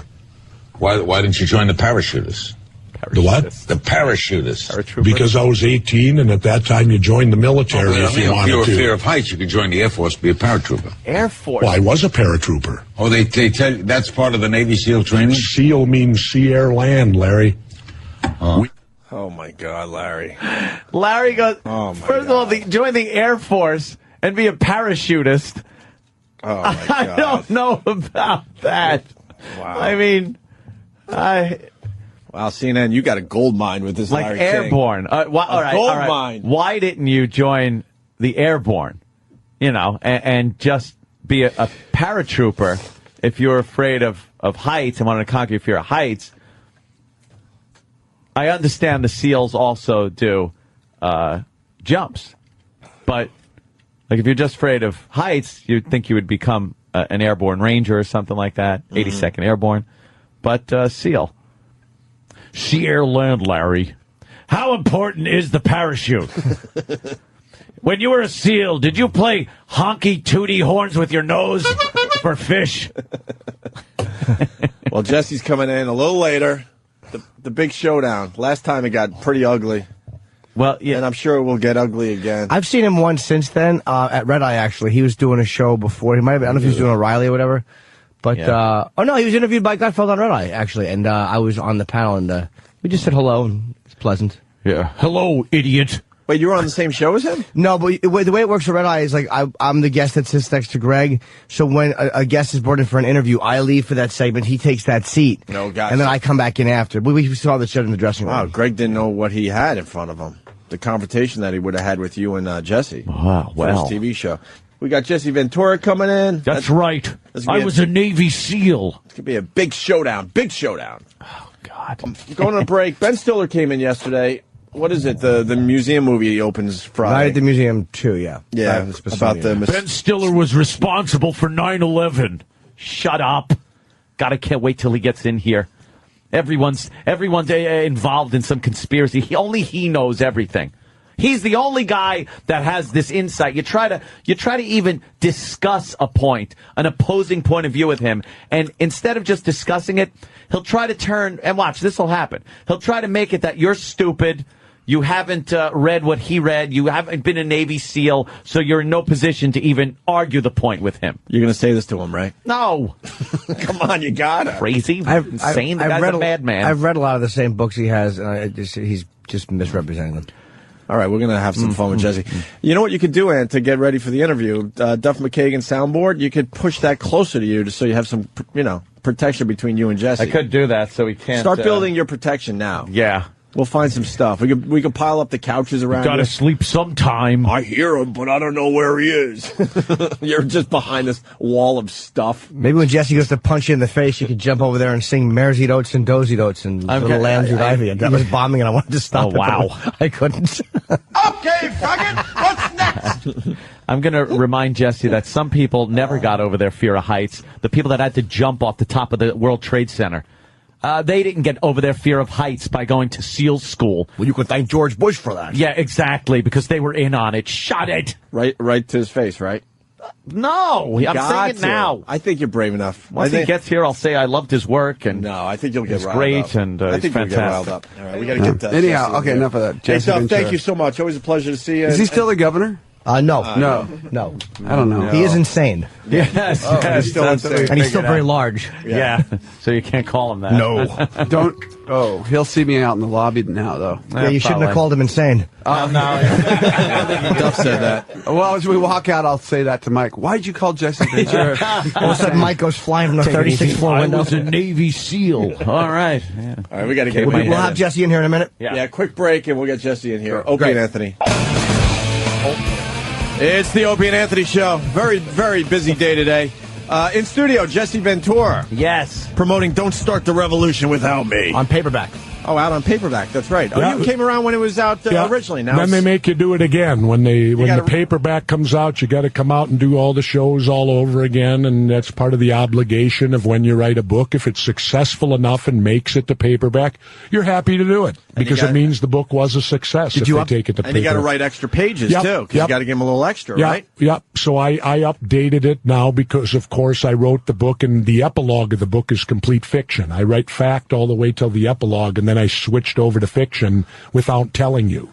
Oh, really? It just becomes a murder mystery. And I had to kind of remove that because I did a fictional piece saying that martial law, that I and Robert Kennedy Jr. are running for president, and that martial law is declared here, and they suspend because there's an attack of 6 of our cities, and they suspend the elections. And then I wanted to kill myself in the book, but Dick Russell, the guy who wrote it with me, wouldn't allow it, so I end up in a coma. Why wouldn't he allow it? Did he thought it was too depressing? No, he probably wanted to do another book with me, which we're now doing. So he figured if I kill... See, I created Jesse Ventura, so I felt I had the right to kill him. No, that's true. Since I created him, the public image of who he is, then who would have the right to kill him other than me? Mm-hmm. And that's what I kind of wanted to do, because when I moved to Mexico, I had no intention really of going into the public eye anymore. It was like a getaway to go down there. Now, you obviously you spend a lot of time down in Mexico, I gather? Yep. Yeah. And you enjoy what down there as opposed to being here? First of all, the weather.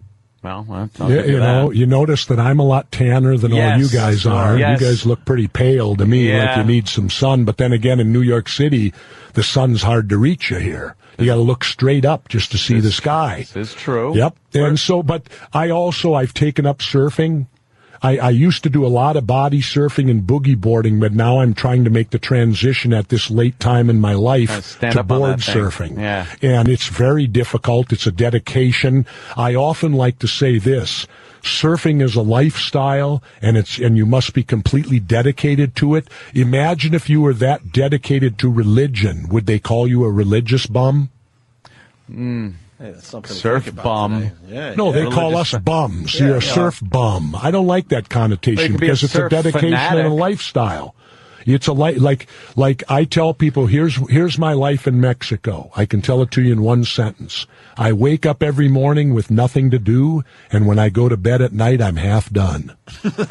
You can't compare surfing to religion because of the connotation. Surfing has done nothing but commit horrific acts and violence all over the world and murder people in its name. Oh, yeah, and religion don't do that. Exactly, that's what I'm saying. Hey, no one's ever been murdered over religion. What needs to be said about Mexico, you're off the grid, you don't own a cell phone, you're an hour from pavement, and you're an hour from electricity. Wow. But you pedal a bike? And I went from the governor's residence to that, imagine. Is it a nice house at least? Oh, yeah, beautiful home. Yeah. Yeah, and the taxes are marvelous down there. I bet. You know what my taxes are? I have a 3-bedroom... 3.5 bath with a casita on the back. I have my own swimming pool, 30 of my own palm trees, and it's all encased in a wall thing, a 2.5 car garage.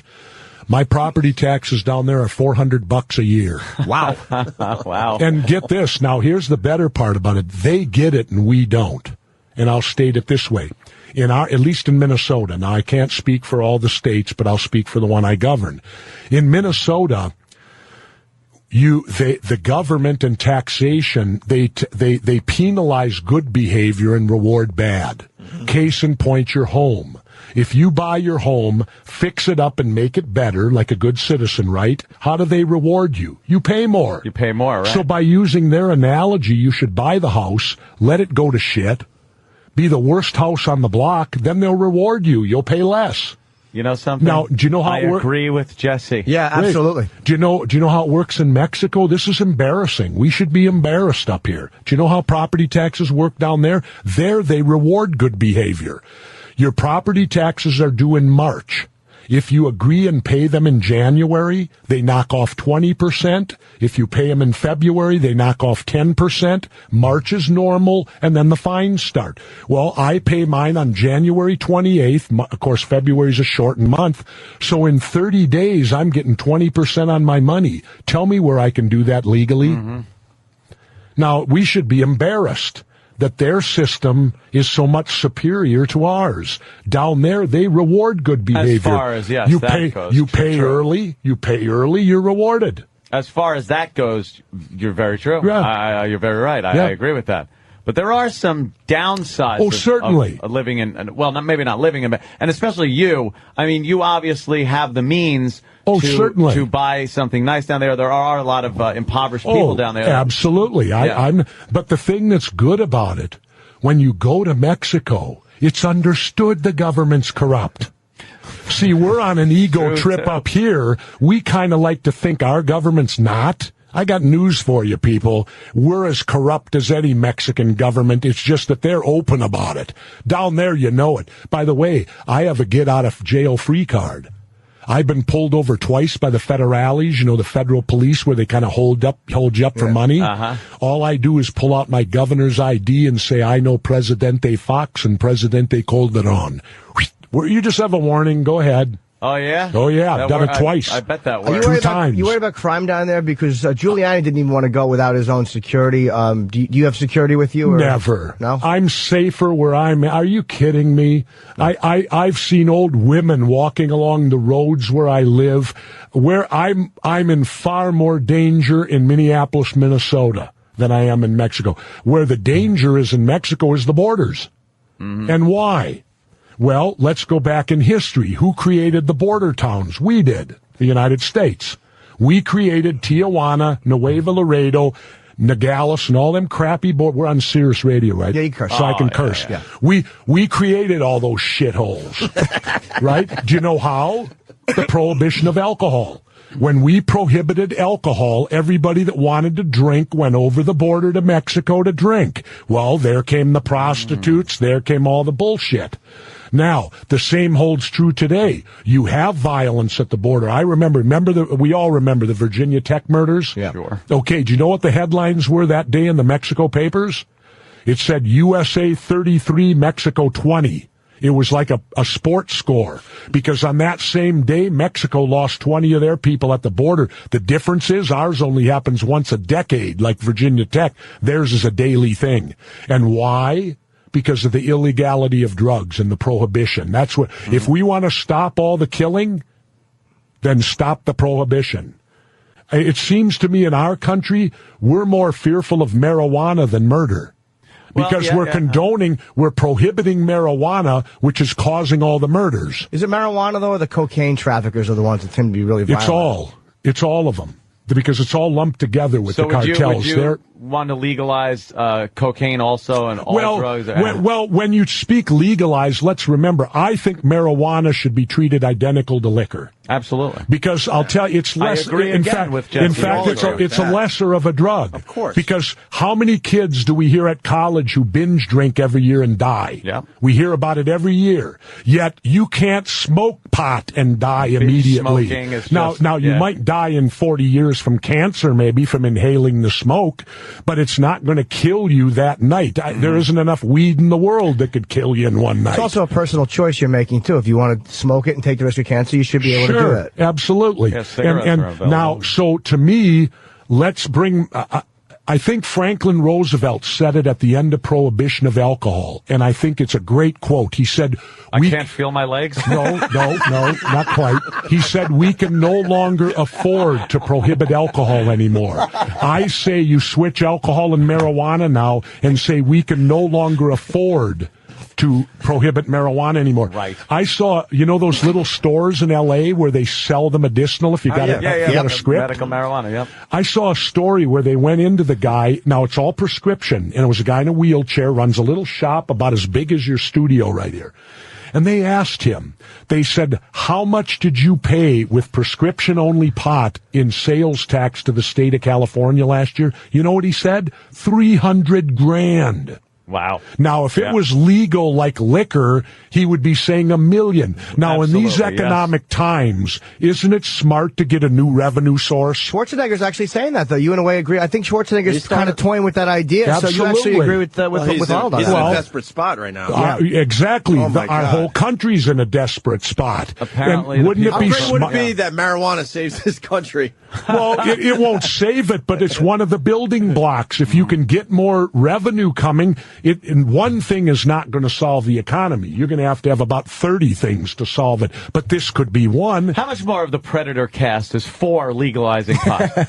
I would say all of them. Oh, right. I would say Sonny'd have to be for it. Sonny Landham. I wouldn't think Sonny'd have no problem with it. I don't think Carl and Bill would have a problem with it. Carl Bill Duke and Carl Weathers. Seems like he might poke a little bit. Shane Black, who wrote Lethal Weapon, I don't think he'd have a problem with it. Good. I just was a little curious on that one. Now, Elpidia, now I don't know. Elpidia Carrillo, the Mexican girl. I don't know what Elpidia's spot would be on it. Get to the chopper. It was very good. I like that. I've seen it so many times. Get to the chopper. Now we got to get into something because I'm agreeing with you on everything you said so far. All right. But now there are a couple of issues, Jesse, where I think we part ways a little bit. And what might that be? That would be what I heard he's talking about on Larry King about Guantanamo. and the insurgents, the victims, the tortured people, the bad guys, the terrorists, the poor guys, whatever you want to, depending on which side, whatever they're being called. Muslims. This day. Muslims. Well, we only seem to waterboard Muslims.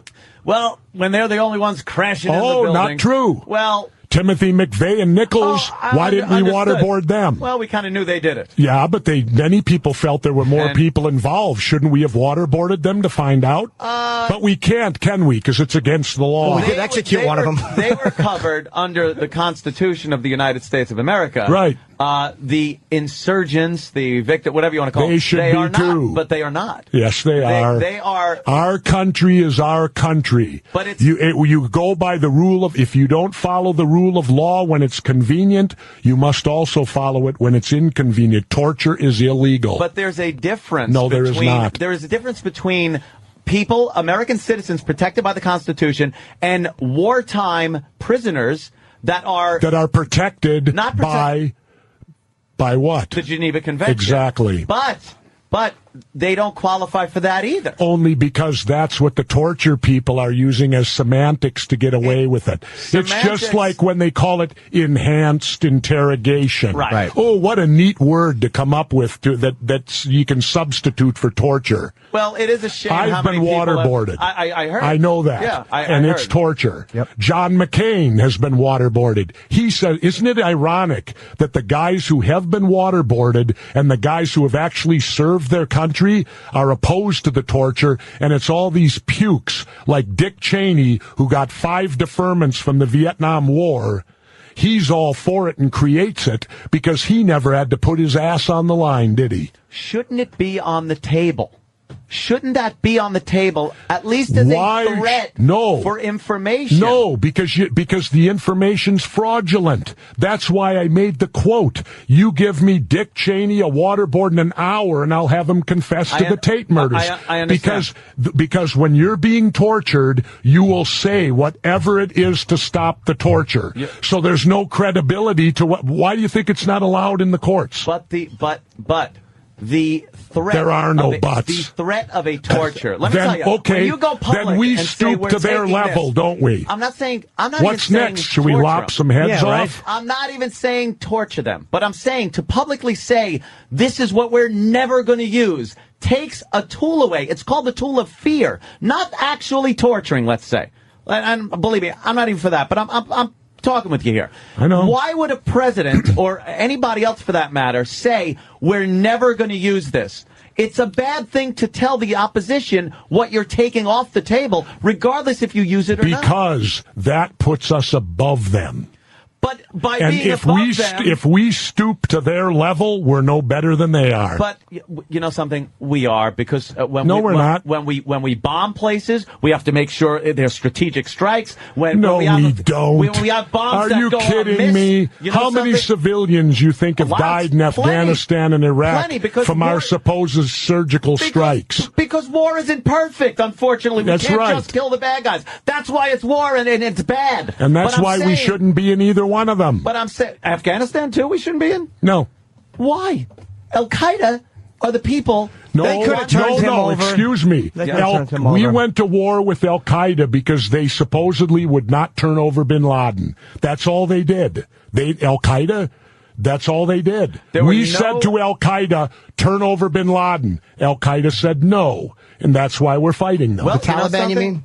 Or the Taliban. The Excuse me, the Taliban. They were the head muckety mucks lopping off heads and doing whatever they do. But don't you think that somebody had to be held responsible? And I know some of your theories on 9/11. They're not theories; they're questions. And in our country, you're not allowed to ask them anymore. You have theories, though. No, I have questions. I have questions. That's all. Not theories. I have questions. Your take on what happened is not what the official line is. Right. You feel... I follow what Thomas Jefferson said. Dissension's the greatest form of patriotism. Mm-hmm. Yeah. I dissent. I question my government. I agree with everyone's right to do that. Absolutely. But why does everyone get angry when you question 9/11? People get angry at you and they call you names. And they do all this stuff. And all I do, there's things about 9/11 that are very peculiar to me. That whole day was a bit peculiar. Yeah.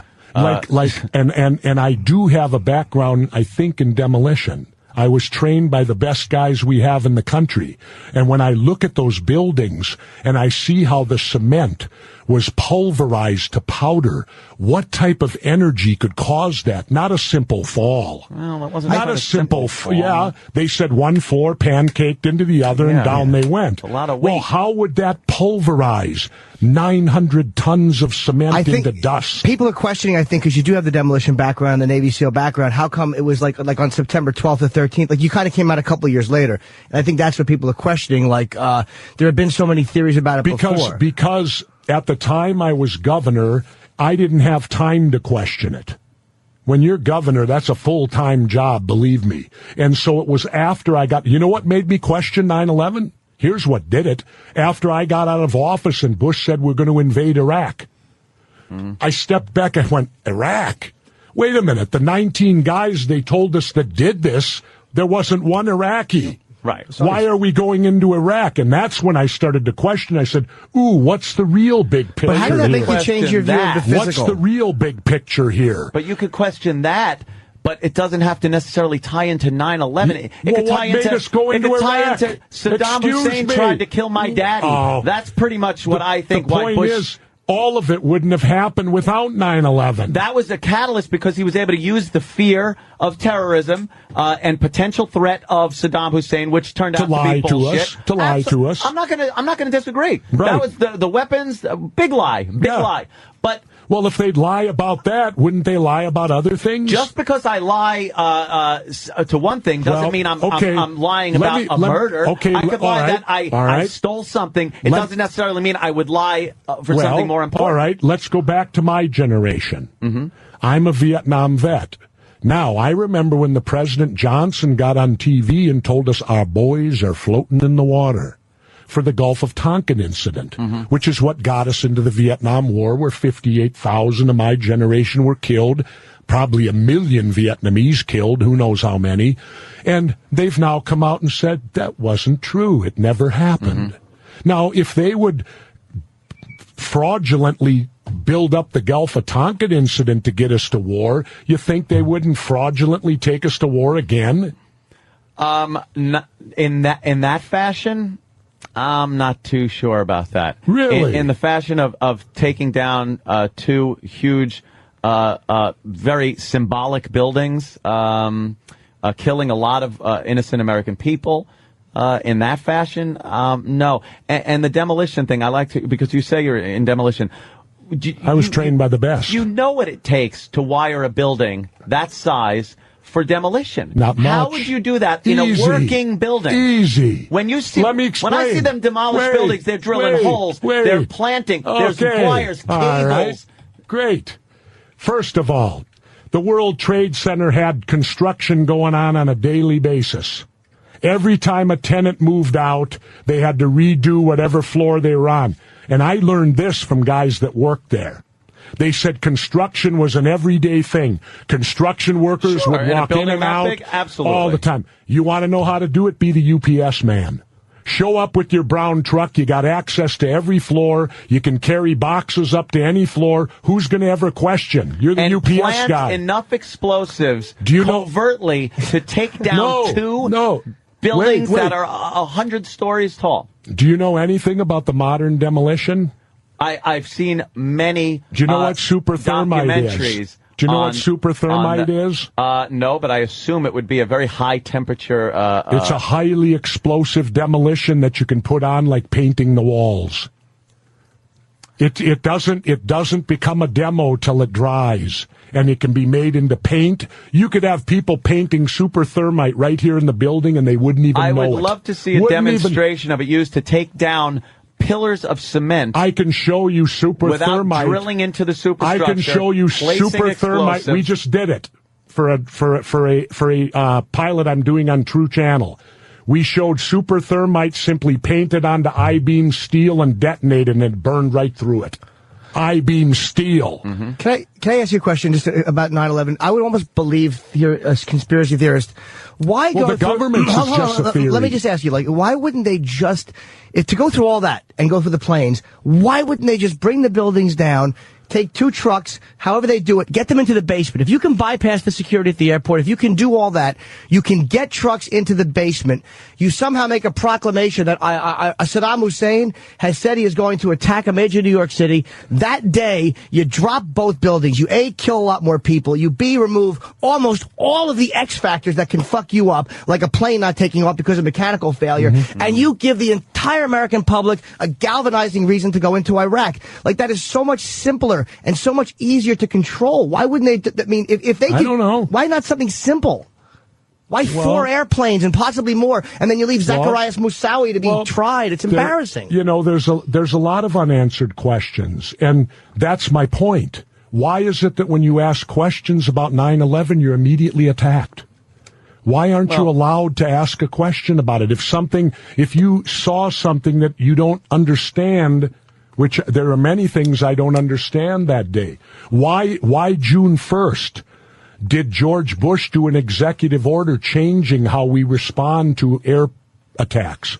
Up until that point, base commanders were left to their discretion whether we sent jets up, and that happened like 170 times a year. Jets would go up in the air. Yet June 1st, through an executive order, no jets were allowed to go in the air unless it was cleared through Donald Rumsfeld at the DOD. So in essence, you could have a stand down simply by Rumsfeld not answering his phone. Because no one had permission to go up in the air. Where was our air defense that day? Here you had 4 commercial hijacked airplanes covering 2 to 3, 4 hours a time, and we didn't have one jet in the air. Yet, go back to do you remember Payne Stewart, the golfer? Yeah. Okay, Payne Stewart took off from Florida in a private plane. They went up and lost contact. Within 20 minutes, they had a fighter jet up on the wing. He said, they're slumped over. I can't raise them. They appear to be dead. He followed them to Nebraska or whatever. When they didn't hit Omaha, he let them go down. Well, this was a private plane out of Florida. And we had a jet up there within 20 minutes. Here you've got 4 hijacked planes and not one. Let's look at the government's theory, and I call theirs a theory too. They've never proven any of this. But Jesse, you're saying 4. Hold on, you're saying 4 planes. Just not to interrupt you, but you're saying 4 planes. You remember too? They were up, and it was very, very quick. Like when the one plane went up, the bunch of stuff happened. A lot of people, the air traffic control wasn't exactly sure what was happening. Yeah, and the next thing you know, it's flying into a plane. Because ironically, we were holding war games that day. Now, did the terrorists know this? And if they did, who leaked it to them? How did they know to do it on a day when NORAD is running these huge war games where it would confuse all the air? Remember the quotes from the air traffic controllers? Is this real or is this part of the war game? They didn't know. Now, that fits bad for us either way. Because either it was done intentionally or the terrorists got inside our government to the point of knowing when we run war games. But didn't they call the plot? So somebody's not doing their job here. The plot was called Porsche 9/11, I believe. So they knew that they were going on September 11th.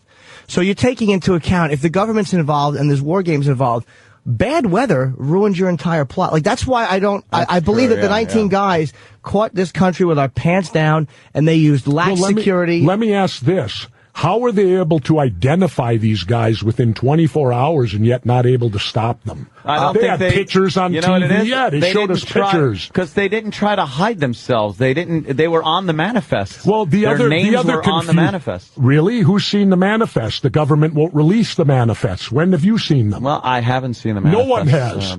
No one has. The government won't release the manifests. Why? All right, let's go to the Pentagon. The Pentagon has over 200 cameras that run 24/7. Why did the government confiscate all those cameras, and why are we not allowed to see the plane hit? All you see is this little flash that they allowed you to see, yet the Pentagon has cameras all over it. And how was that plane able to circle for 40 minutes in a no-fly zone and not be shot out of the air? Question. And then it ties in. When Cheney was down in the bunker, and Mineta, the transportation secretary, testified to this in Open 9/11. He said a kid walked in and said, Mr. Vice President, the plane's 50 miles out. Mr. Vice President, the plane's 30 miles out. Mr. Vice President, the plane's 10 miles out. Do the orders still stand? Mineta testified, and Cheney snapped around and said, of course they still stand. Have you heard anything contrary? Well, what orders are we talking about here? And if he knew and was being a report that this plane was approaching approaching Washington, D.C., why weren't buildings being evacuated? Why wasn't it being shot out of the air?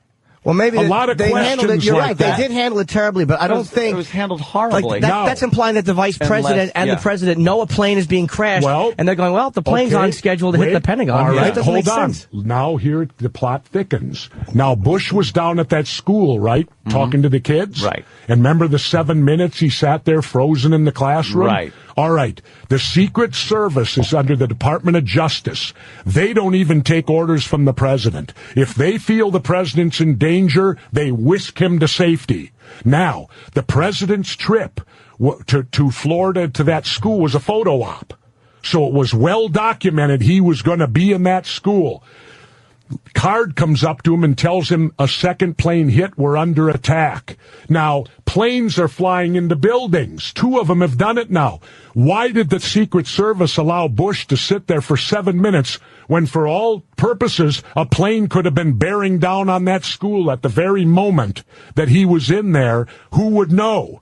We're under attack from flying planes. They knew he was there. He should have been whisked out of that room immediately. But it was almost like they knew. I just think we had this perception that we were protected a lot better than we actually were. Yeah. We always had this perception that there were missiles on top of the White House and things would happen if something like this ever happened. But you know something? We just were not as prepared as we would have liked to have been. And like Jimmy said, so a memo on August 6th that said the exact thing that was going to happen while our president was vacationing in Crawford, Texas.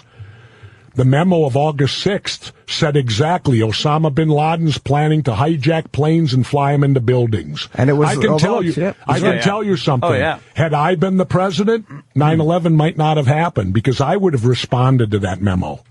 I wouldn't have gone on vacation the other to Crawford. investigator that went down to the flight school and spoke with people that said this gentleman is trying to fly a plane. It's very suspicious. He doesn't fly very well. He's not concerned with landing. Like that to me is evidence also that this guy is a Middle Eastern gentleman that was flying a plane and pulling up red flags. Let's look at the actual hijackers. Now, Osama bin Laden is a purist Muslim who goes by the old traditional Muslim. We'll all agree to that, right?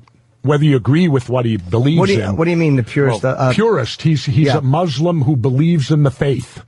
Like we're the infidels, we should be out of their country and all this. I think al-Zawahiri is more the strict religious guy than he is. Okay, well, both of them then, whatever. But these guys that hijacked, they were not strict to the faith. They were going to stripper bars.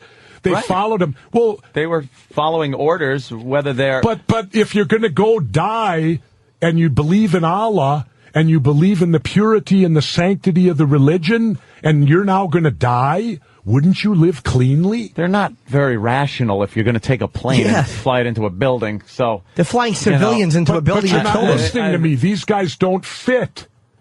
They perfectly fit. No, they were. No, they don't. They were fanatics. Perhaps not as religious as you would think they would be if they're going to fly into buildings, but you got to be a little cuckoo to fly into a fucking building with planes full of people. So, perhaps they weren't strictly adhering to this Muslim faith. I would.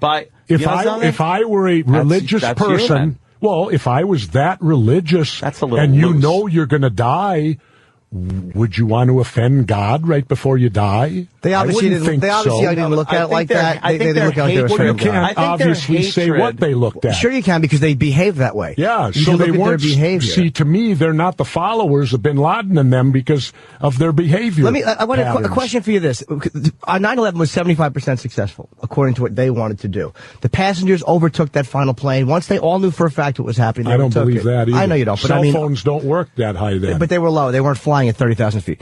But let's just say, let's say for the sake of argument, the passenger's attacked. If the pilots are not trained to open that door and negotiate, if those doors are locked and that the first sign of trouble, they allow that woman's throat to be cut and they do not open the doors, 9/11 doesn't happen. All right. Here's another one for you. You got 4 experienced pilots that were flying these planes, like the guy that flew the Pentagon plane, Burlingame, former Top Gun. Tough as you can get. Now, they have a thing on all commercial planes where all you've got to do is punch in some numbers and it's a code that you're being hijacked. Why did none of the 4 planes, none of them, that number was never punched in? Probably because they were smart the way they did it. They would attack the stewardess, and the pilots were trained to open the door and negotiate, which is a horrible... But they still would hit that before they would do anything. It doesn't require any words. All that does is send out to everyone who needs to know we're being hijacked. Well, none of the 4 planes did that. Well, didn't the stewardess say open the door? And a guy like Burlingame...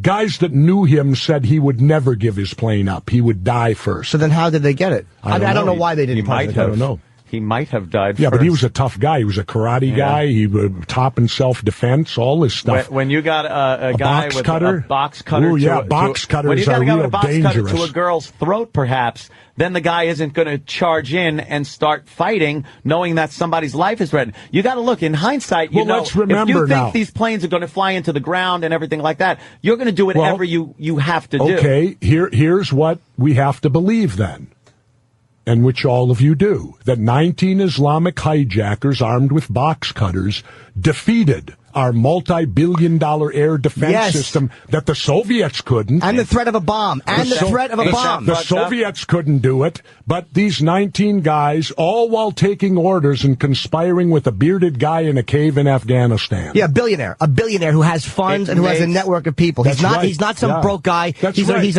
a construction billionaire. Yeah, and in fact, you're correct there, because his brother Salem, he helped bail out George Bush on one of his horrible business ventures. Them being tied in, I don't even disagree. Oil families are a very small group of people in this world. And George Bush is part of it. Oh, he is. He absolutely is. But he didn't orchestrate 9/11. Say, dislike him as much as you want. I'm not saying he did. No, I know. But I'm just saying that if they didn't orchestrate it, I believe that they didn't do much to stop it. 19 guys caught the U.S. with their pants down because they first of all, they had the threat of a bomb, which everyone... What threat of a bomb? They said they had a bomb. People were calling on their cell phones saying that these Muslim guys or whatever they said or Arabic guys have hijacked us. And this is coming from people who were on the plane, and they said they have a bomb. That's how they stopped the mutiny from the passengers. How did they get the bomb through security? They didn't. There was no bomb. But that was what they. You'd be that stupid on the plane? Wouldn't you if you were on the plane? I would think. Jesse, you're different. You're not a businessman on your way to L.A. to do something. No, I'm a governor. But you're also a fucking wrestler and a Navy SEAL. You think differently than the average citizen. No, I don't. Yes, you do. No, I don't. Regular guys aren't 6'5". That can throw somebody through the window. Pre-9/11, your mindset, if you're a regular average Joe flying, was if some fucking shenanigans happen, I'm going to sit in my seat, shut up, and hope we land and they, deal with this problem. Because it had never happened. Because it hadn't happened. If they knew right off the bat that they were flying into buildings, you would do everything you could. Every old lady would be scratching friggin' eyeballs out. That's, I think, the mindset now is what you're thinking, but it's hindsight. The pilots would have done something. You tell me they couldn't have dipped that plane. They knew they were going to be flown into buildings. They would have dipped that plane and dropped everybody. They would have lowered the air pressure. Rolls if you want. Anything. But... No, it had never happened. You negotiated, they would ask for the freedom of political prisoners, and you would land. No one had ever flown passenger planes into buildings. And the shitty intelligence, the lack of communication between the FBI and the CIA, that was all terrible. But that doesn't mean that it was a conspiracy by the U.S. government. You got your ideas on it, in questions, like you said. I'm not saying it is. I'm just saying that what troubles me in this country is that on this issue, you're not allowed to talk about it. But you are. Well, without people insulting you. Now, you guys are different, but I get insulted. You're right. You get called Rosie O'Donnell. I've been called that now because I... Hey, it's Opie from Opie and Anthony, and that does it for us. We're done. Go find someone else to entertain you. We're done. Ron and Fez, they're up next. All right, hooray! On the Virus, XM202, Sirius 197. Hey, Jesse Ventura. A lot of controversy. We were in the middle of our Jesse Ventura interview. I kind of liked that it was more of a discussion yesterday, by the way. Yeah. Everyone was hoping for the big, Anthony gets punched in the face, Kenny chokes out Jesse Ventura, that whole thing. Luck. And trust me, I was secretly hoping that there'd be some kind of confrontation. Not that you would get hurt, my friend. But it just makes for great radio. I think, but it was a good discussion. Yeah, we did that the first time. Jimmy really and him got into a pretty good match last time around.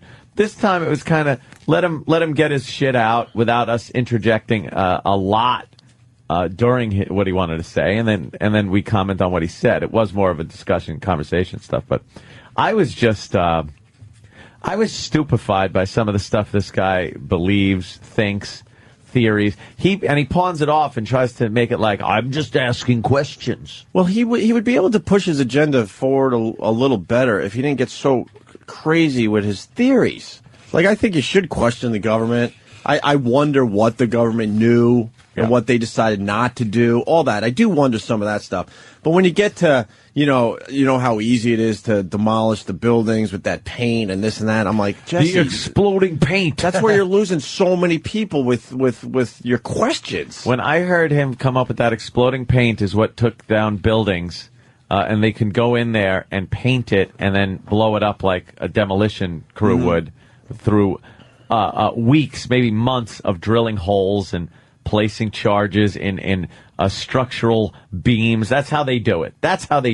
Right. And he's talking about this paint.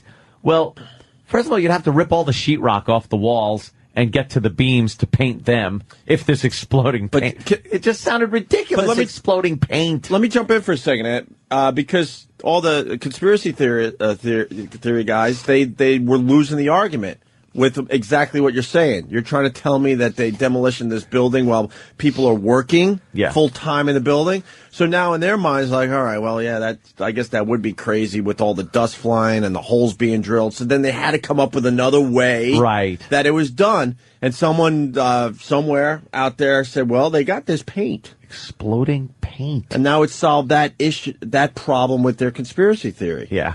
Because that was a little shaky, right? Yeah. I was saying the exploding paint is on the shelf right next to the paint that you paint the tunnel that you can run through, and then the person behind you hits the brick wall. What kind of fucking fantasy land exploding paint is he talking about? And wouldn't people notice if there was a big wick coming out of the paint? Yeah, every wall's got a fuse sticking out of it. Super thermite. Super thermite. But what I want to discuss is that... I don't know. I mean, the master computer, it is so stupid. We've been talking about this for a long time. This satellite radio is set up in such a way where we can't keep the channel live all day long. Yeah. Which is bizarre to me. So what happens is, why in between shows does it do that, Dan? What's that? Where the computer just, knocks us off the air. That's all programming down in D.C. because we're still running off of XM's scheduling. But why can't they fix it where... They did. Well, you know what? It was there, and then we took it away, and then it was put back for some odd reason, and now it's gone again. It is the dumbest thing. I don't know. It doesn't make sense. I don't know why it keeps going back and forth. I don't know who's making that decision, but it's gone now, so there won't be any kind of conflict like that. There's a hard out at, 10:51? There used to be.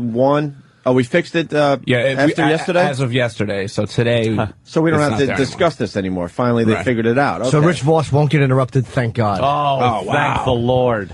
Yeah, but at 10:51, the computer literally just takes us off the air to play promos and whatnot.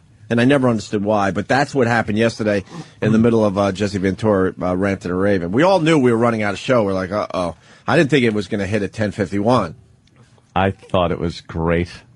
I thought mid-sentence in his babbling, it just went dead. It did work nicely, right? It really did. We had video rolling, and the video's up on the Opie Radio YouTube channel. As to what happened after the mics went off. What I love is he's trying to continue, and you're being polite, but you can't wait to get out of here. You can't get out of here fast enough. I got my coat on. I got my bag in my hands. I'm in running position. Right. Jimmy's searching for a Sharpie. All he cares about is an autograph. Thermite paint. Thermite. I'm out of here. Yeah. Someone else pointed out that Danny's pushing Kenny out of the way. Just everybody wants out. Yes. Yay. Especially because he's here. Yeah. In general, when the show's over, we all want to just move on with our lives. Right. But yesterday, It just gives you a nice insight. And it's like, as he's just packing his bag. That sounds great. Sounds great. And Jimmy's getting all nervous, like, I don't know if I'm going to get my autograph. I don't know if I'm going to get my autograph. I know, he's yelling about bomb paint. You want to leave? Yeah. So it's up there if you want to check it out. Let's say hi to Dan the trucker. Dan, first call of the day. Welcome to Opie and Anthony. Hey, man. What's going on, guys? Trucker Dan here. How are you? Hi, Dan. Hey, I was listening to, they got 2 weeks of free Howard. I had no Do they? I never would have known. Yeah, no kidding. Yeah, it was about 2 in the morning, nothing else on. I thought I'd listen in and stuff. They had Jesse Ventura on their show. I would have had Jesse on there, and then, of course, he was going ranting and raving with all of his lunacy about the waterboarding and the 9/11. And at least you guys contested some of the stuff. They were sitting there. Howard was calling Vice President Cheney a warmonger. They were just agreeing with everything that came out of Jesse's mouth. I couldn't stand it. I had to at least turn off during that interview. I mean, I turned it back on later on. I want to agree with that. Talk about himself. You gotta question what Jesse's saying. Yeah, it's outrageous. You have to question it. And they were just kind of like, softballing him and agreeing with him. And it's like, man, at least Anthony and Jimmy were giving him hell, about everything that came out of his language. Mouth. Well, what you want to do is represent the other side because, Yeah.